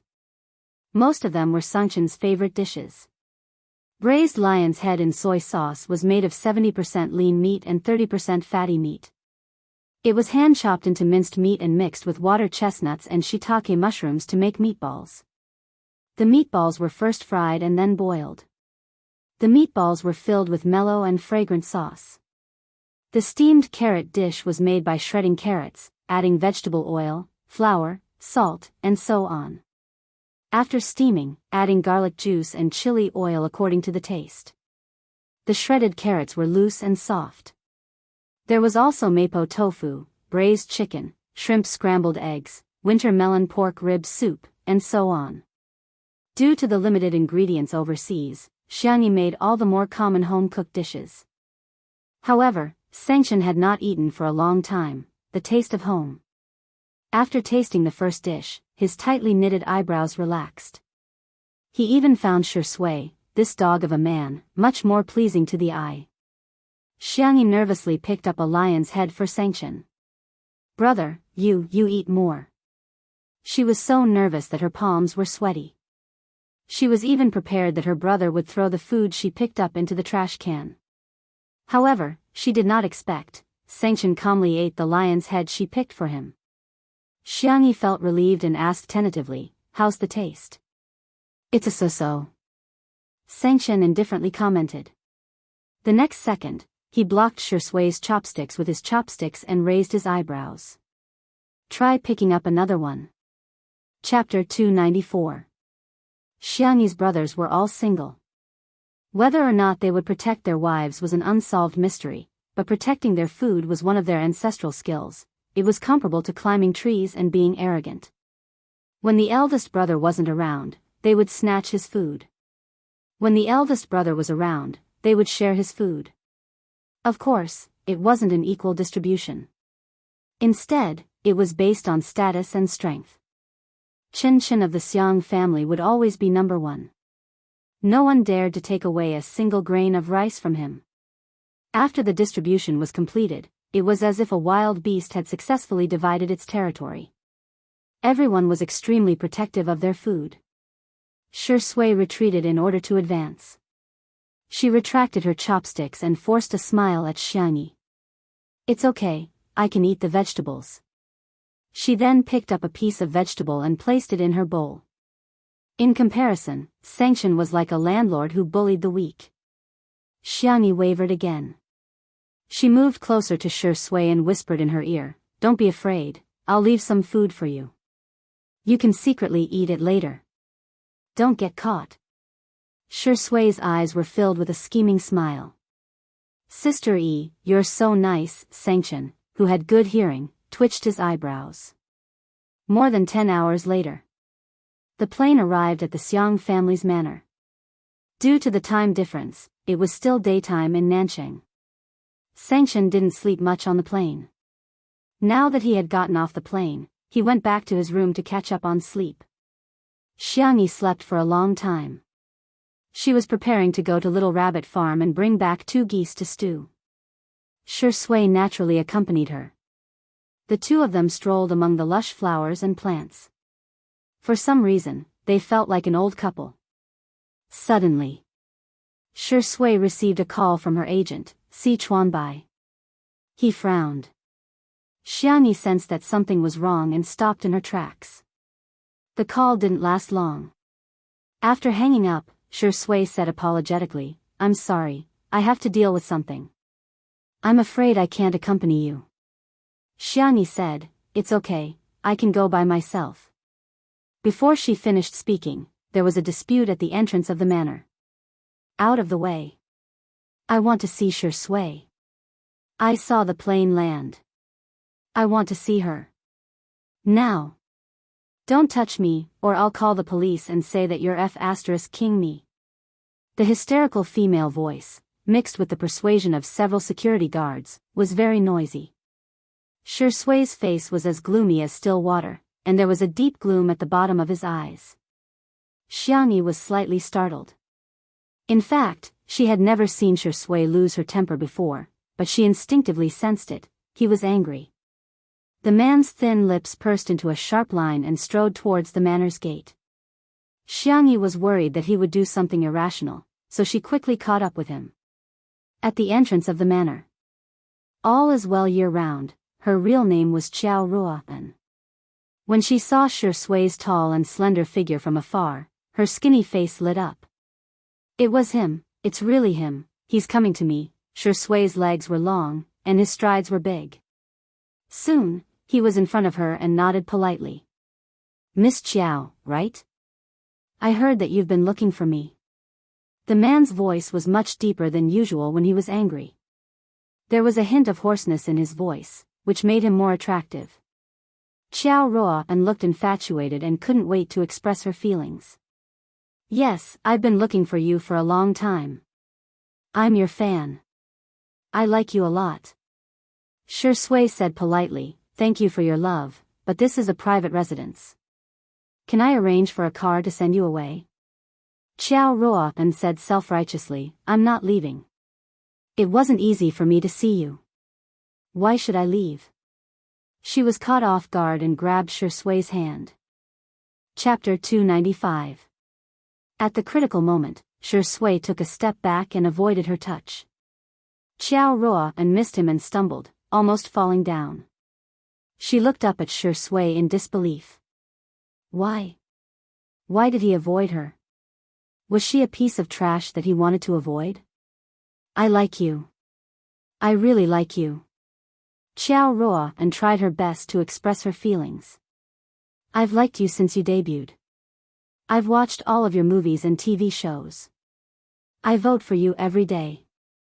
I even gave up on studying for you. I've spent all my time on you. Qiao Ruo and said. However, Shui did not show the slightest hint of being touched. Qiao Ruo and suddenly had a thought. He looked gentle, but in fact, he was more distant than anyone else. It's not a rational choice to give up on yourself for anyone, Shui said in a clear and calm voice. You have your own life, and I shouldn't be the only one in your life. Miss Qiao, I won't hold it against you for secretly taking photos and following my car. I hope you can return to your normal life. I'll give you my blessings. Qiao Ruo and muttered, do you mean, you don't need my love?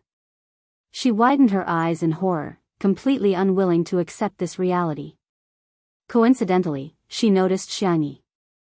In fact, Xiangyi kept a distance from them. However, in the eyes of the extreme Qiao Ruo, Xiangyi was deliberately provoking her. When she saw Xiangyi, her emotions became even more unstable. Is it because of her? What's so good about her? Why do you care about her? Why do you care about her? You shouldn't even look at her. She was extremely agitated. I'm the one who likes you the most. I'm the one who has done the most for you. Look at me, okay? Look at me, okay? Even if you like her, you should like me. Qiao Ruo's logic was extreme. I like you and I've done a lot for you. Therefore, you should like me back. Otherwise, you'll be letting me down. Si Chuanbai's car arrived. He got out of the car and opened the back door. Shui's attitude was firm. Miss Qiao, please. This was undoubtedly a bolt from the blue for Qiao Ruo. You want to chase me away? Because of that bitch Xiangyi? Shui, who had always been polite, suddenly said in a cold voice, Miss Qiao, please watch your words. At this moment, the emotionless man's emotions were stirred. Qiao Ruo refused to believe it. You scolded me because of her. Without my support, you are nothing. Now that you're famous, you want to dump me and like that B*TCH? Shui, you're heartless. You heartless man. Si Chuanbai. He described himself as a wife who had gone through hardships, and Miss Xiangyi as a new lover. His ability to change concepts was truly superb. Miss Qiao, this isn't the first time you've harassed Shui. You've eaten at the same restaurant as him, bought the seat next to him on the plane, and even knocked on his hotel door. You're an adult and should be responsible for your own actions. If you continue to act like this, I can only take measures to call the police. Then report it. Let's see if the police will arrest you or me when they come. I think you're trying to drive me to my death. Qiao Ruo suddenly took out a holder from her bag. There was a phone attached to it and she clicked on the live broadcast. The words, "Countdown to Suicide," were displayed at the top of the screen. Chapter 296. A few minutes ago, when she saw Tutu landing, Qiao Ruo posted a notice on Weibo. All is well year-round. If all hope comes from you, then the pain I'm feeling now is also thanks to you. Perhaps leaving is the best relief. I'm tired, really. There was a link to the live stream attached. When the fans saw the words, "Countdown to the live stream," they were all frightened. Oh my God, sister, don't take things too hard. Is there anyone who can contact her in the real world? I'm dying of anxiety. I don't know if it'll work, but based on her previous location, she should be from Nanjing Pingan Nanjing. Someone raised a question, live stream suicide? Why does it feel like a publicity stunt or coercion? In just a few minutes, there were hundreds of comments on that post. B*TCH, get lost.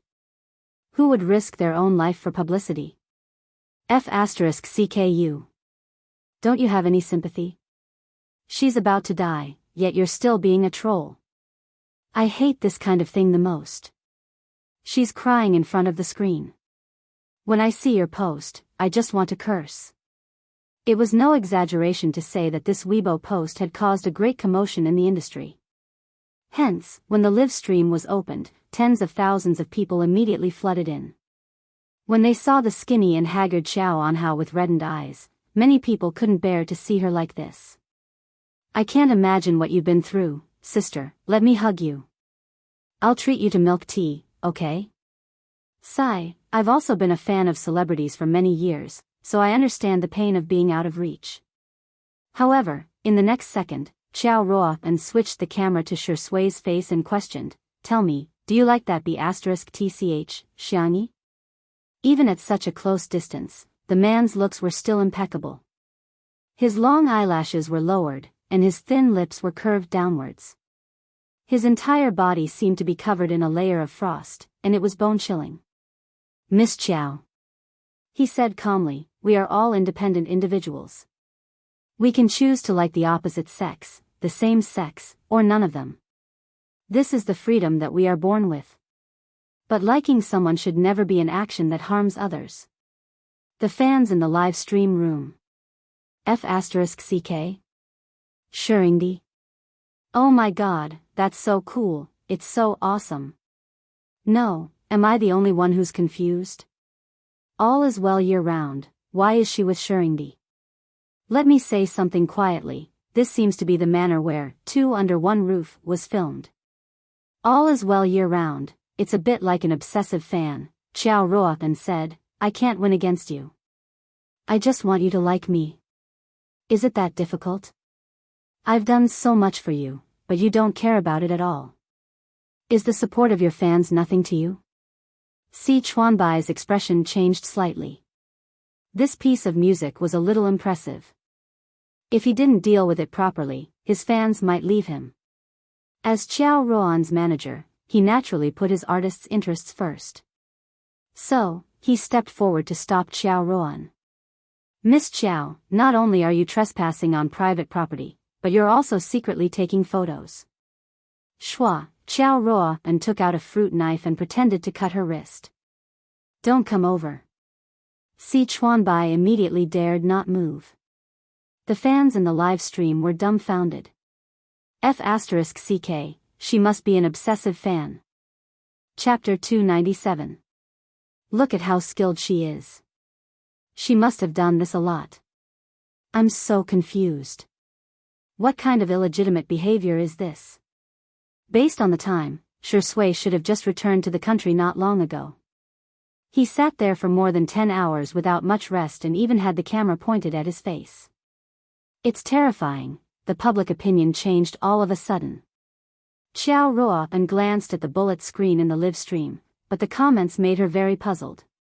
Why aren't they supporting me anymore? Why did my live stream fail? However, she didn't have time to care about that now. She just wanted to threaten Shi Sui and make him compromise with her. However, to her surprise, Shi Sui gave a direct response to her question.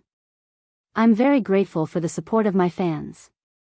It's very fortunate for an actor to be liked and supported by others. Without fans, Shi Sui wouldn't have become the actor that I am today. But everyone wants to have an independent space where they won't be disturbed. I want my fans to focus on my work, not me, nor my private life. This response was courteous and sincere, and it left a very good impression on him. Boo-hoo, Shi Sui said it so well. He's an actor. An actor. He's not a target of harassment from All Is Well year-round. QAQ, it's not easy for Shi Sui. He's relied on his own abilities to make a name for himself. I didn't expect him to be treated like this by his obsessive fans. Si Chuanbai was a little emotional. He knew very well that Shi Sui's words were not just polite words, but rather, he really meant what he said. Fans were comparable to top-notch traffic. As long as he wanted to make use of his fans, he could earn a lot of money at any time. For example, he could take on some commercials for unlicensed brands without moral integrity. As long as he was thick-skinned enough, it would be easy for him to earn money. However, Shui didn't. He didn't take on commercial activities easily and was extremely serious about acting. Even if it was a cameo appearance for free, he would never slack off and only act in a few scenes perfunctorily. Si Chuanbai felt from the bottom of his heart that Shui was really worthy of his fans' love and achievements. However, Xiao Ruo panicked. Without public opinion, what else could she use to threaten Shui? She made up her mind and said, "I just want you to accompany me for 3 days. After 3 days, I won't disturb you again for the rest of my life. If you don't agree, I will." "So what?" Shui interrupted her. "You don't even cherish your own life. Have you ever considered the feelings of those who care about you?" However, Xiao Ruo did not listen to him at all. Her eyes were red. "You can't even agree to this small request of mine?" Some fans in the live stream couldn't help but comment. "Actually, Shurindi can agree first and coax her. Shui is a little too cold-blooded. How can she be reasonable at a time like this? Human lives were at stake. Does he even understand? Yeah, it's not a big deal to tell a white lie. I feel like this, all is well year-round, girl's mental state is quite unstable. It's better to lie to her first and then hand her over to the doctor for treatment." The group of people gestured in the air, as if they were the wisest and wisest ones. Suddenly, Xiao Ruo slid her hand to her wrist. Just as the blade pierced her skin, her wrist was grabbed by a pair of strong hands. Xiao Ruo struggled with all her might. In her panic, she ended up stabbing Shui's forearm. "Ah!" She screamed as if she had gone crazy and threw her phone away. Shui remained calm and even indifferently took the fruit knife from her hand. His cold and fair skin was covered in blood. His voice was cold and very soft. "I'm sorry, but I can't lie to you. Because I have someone I like. I want to be a good person for her sake." Chapter 298. His hoarse voice was low and deep, but it made Xiao Ruo's heart skip a beat. For a second, she even thought that Shui would stab her in the heart with that knife. But it was only for a second. The man spun the knife casually, even more casually than he spun a pen. Then, he threw it far away. Clang, the fruit knife fell to the ground. The phone fell to the ground and the camera was facing the ground. The netizens in the live stream saw nothing but darkness. The more confused they were about the situation, the faster the comments flooded in. "Ah, did Shui get stabbed? I only have one thing to say to the Seising fans, die. Shui Zai, please be safe. Cry. Cry. This woman is crazy. What's the point of threatening others with her own life?" Shui's voice was too soft, so no one except Xiao Ruo heard it. Si Chuanbai quickly joined forces with the other security guards to hold Xiao Ruo down. The sound of police sirens could be heard from afar. Xiao Ruo broke down completely. "You like her? How can you like her? How is she better than me? She's just a cheap." Si Chuanbai calmly stuffed her mouth with a rag he picked up. Xiao Ruo was so angry that she rolled her eyes, but she couldn't say a word. Soon, Xiao Ruo was taken away by the police, and her phone was also taken into the police car as evidence. The live stream was closed.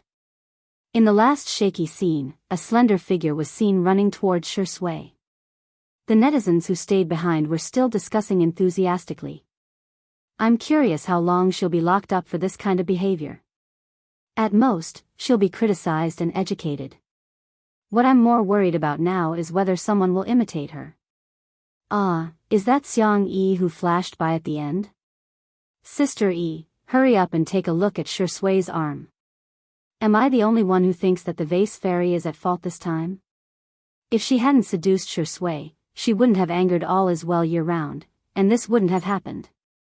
As soon as this comment was posted, it was rebutted by the netizens. Yes, you're the only one who thinks so. Dear, I suggest you go to the hospital to see a neurologist. Yes, yes, yes, whatever you say is right. Come, come, come, let's all wish it a safe journey. Candle, candle, the manor. Xiangyu ran so fast that she was panting slightly when she stopped. She didn't have time to rest, but took off her thin sunscreen jacket to stop the bleeding on Shui's hand. Then, she held Shui's other hand. Let's go back and treat our wounds. Shui let her hold her hand and followed behind her obediently. The coldness and ruthlessness she had shown when she faced Xiao Ruo, and just now disappeared and was replaced by a gentle and lazy tone. Are you worried about me? Xiangyi blamed herself. I should have stayed with you. That way, I could have protected you. Shui is really too delicate. Behind him, Si Chuanbai was speechless. He seemed to be at a loss for words. Not to mention, Shui had received an elite education when she was a teenager and was highly skilled in martial arts. Later on, when she filmed a martial arts movie, she also learned kickboxing from a world-class coach. Logically speaking, she should have been able to dodge that blow just now. Si Chuanbai seriously suspected that his artiste was trying to scam him. He overheard the conversation between the two of them. Sister E, it hurts a little, the man said in a feeble tone. The girl coaxed him softly, shall we have stewed goose in a pot later? The man chuckled and said, sure. Chapter 299. In the living room. Xiangyi took out the first aid kit and cleaned Shui's wound before carefully disinfecting it. Fortunately, the wound wasn't deep and it was just a flesh wound. It was just that he was bleeding profusely. Xiangyi looked up at him and asked, do you want to take some painkillers first? I think I can endure it for a while longer. It's okay, you don't have to endure it. Si Chuanbai was speechless. Why did I come in? I'm just applying some medicine. What kind of nonsense is that? Xiangyi said softly, actually, I'm a little hard of hearing. If you want to cry, I won't be able to hear anything. Shui blinked and stared at her for a few seconds before looking at Si Chuanbai. It was as if he was asking, why are you still here? Si Chuanbai was dressed in an elite black suit. He sat upright and still, but deep down, he was thinking, he was definitely not going to let her cook him a stewed goose today. Cough, I'm not that hard of hearing either. I've never scored full marks for an English test. The famous manager was forced to admit that he was hard of hearing. Xiangyi took out some painkillers and was about to pass them to Shui when he opened his mouth calmly and said, like a child asking for candy. The young girl instinctively stuffed the pills into his mouth. Her fingertips brushed against his thin lips. It was cool and moist to the touch. She curled her fingers uncomfortably and lowered her head to continue bandaging his wound. After a while, Shui said, Sister E, it still hurts a lot. Xiangyi was worried. This painkiller won't take effect that quickly. Why don't I think of another way? The man's dark eyes gradually darkened. Like a cat, his gaze shifted to her lips, as if he was sleeping. Si Chuanbai was speechless. Why was his artiste more delicate than his little wife? Back then, she could still finish filming with a smile even when she broke a bone. How could she not be able to tolerate this pain? He watched as Xiangyi carefully inserted a few needles into his wound. Are you feeling better? Much better. Xiangyi was relieved. She patted his head and said, have a good rest. I'll make you something to eat. Unexpectedly, when she walked towards the small outdoor kitchen, Shui followed behind her like a little tail. Xiangyi, ? Shui's expression did not change. I want to do a live stream and explain to my fans so that they don't have to worry. Xiangyi suddenly understood. You're so thoughtful. Should I call Director Li over for you? When it came to live streaming, Li Jianyu was still the most skilled. Shui raised her hand and hooked the hem of the girl's shirt with her fair and slender fingers. But I won't be streaming alone. I want to do it with you, Sister E. Si Chuanbai, He raised his hand to his forehead to hide his dumbfounded expression. He really couldn't bear to look at her.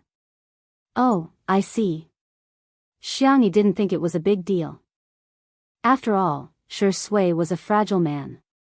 Let's do it together then. As a result, today's episode of Two Under One Roof began airing in advance. Dear viewers and friends, don't pass by. Today's menu, stewed goose in an iron pot. The main ingredient is a goose. That's it.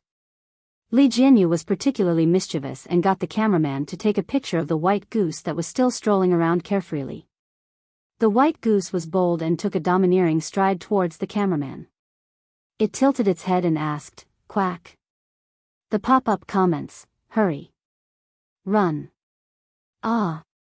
Danger, danger, danger." I feel like reciting a poem at this moment. Goose, goose, goose.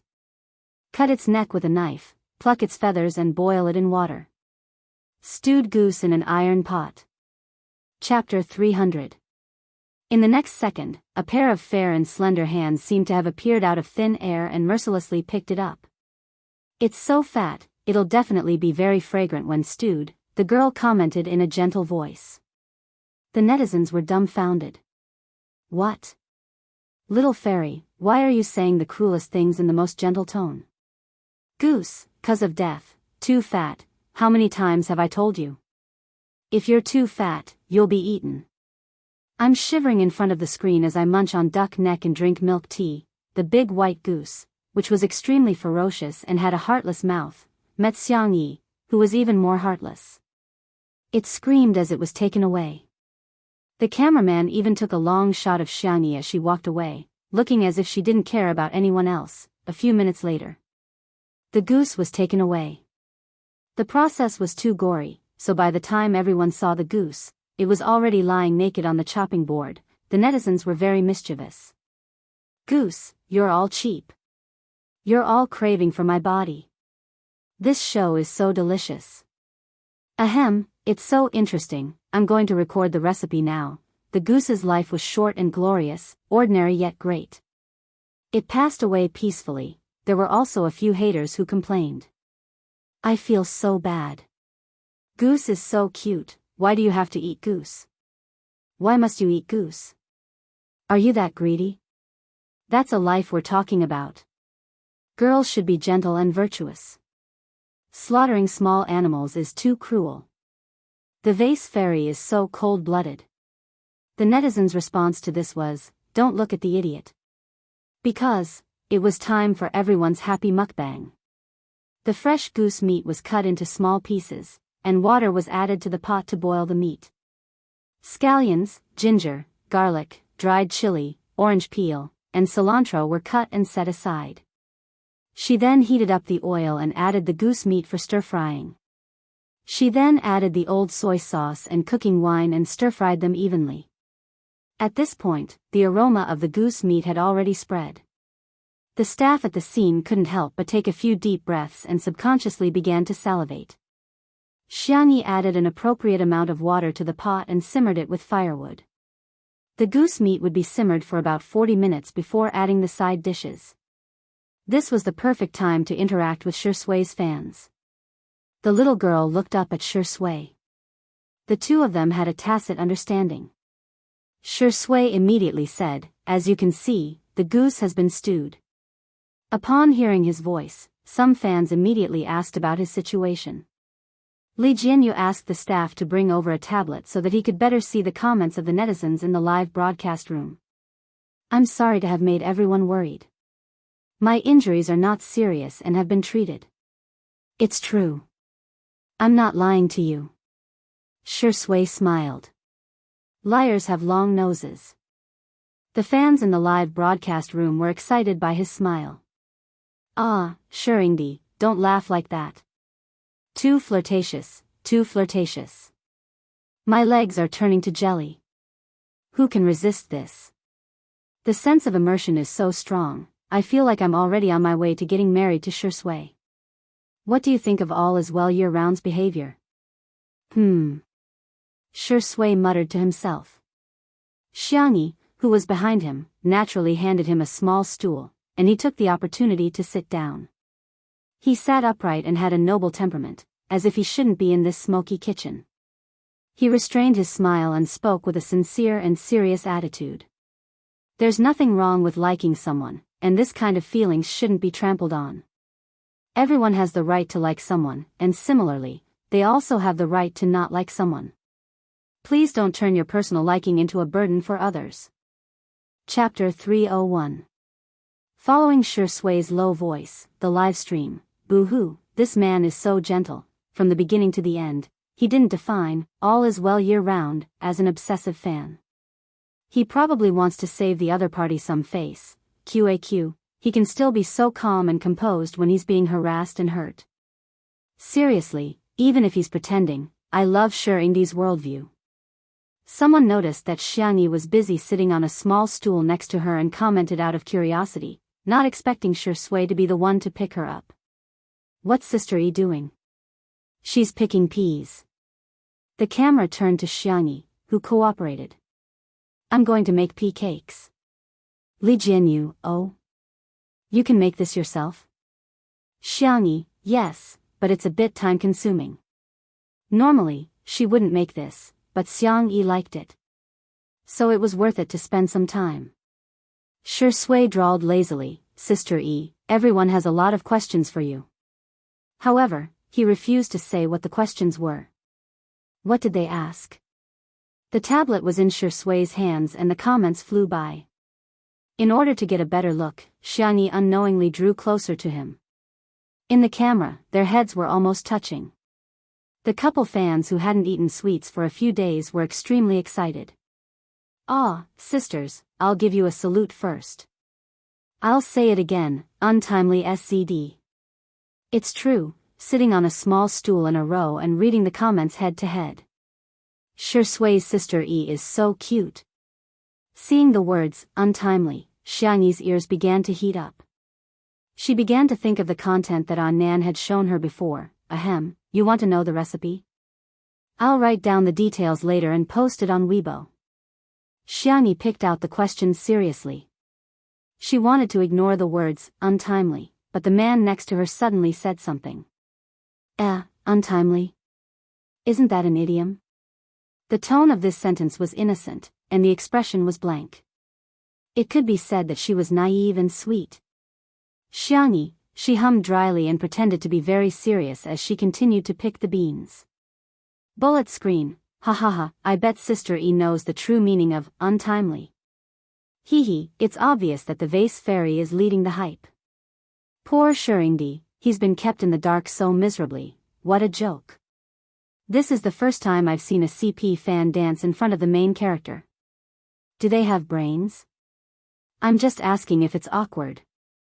The next second, Shui took out his phone. Because his right forearm was injured, he had to use his left hand to type, so his typing was a little slow. However, oh, so it's a combination of our names. Shui clicked her tongue. There's a superscript. I'll go in and take a look. Xiangyi? The little girl's expression changed slightly, losing her usual calmness. You, don't look, it was too late. Shui looked at it. Not only did he look at it, but he also commented in real time. This Q version of the character is quite cute. Cut the video of the sweet exploding your girlish heart, self-made untimely emoji pack. Follow the comments to receive it. On Weibo, Shui's Weibo account, there was the following update. Shui V has followed the superscript, untimely. Come and play with me. Shui V has checked in with the superscript, untimely,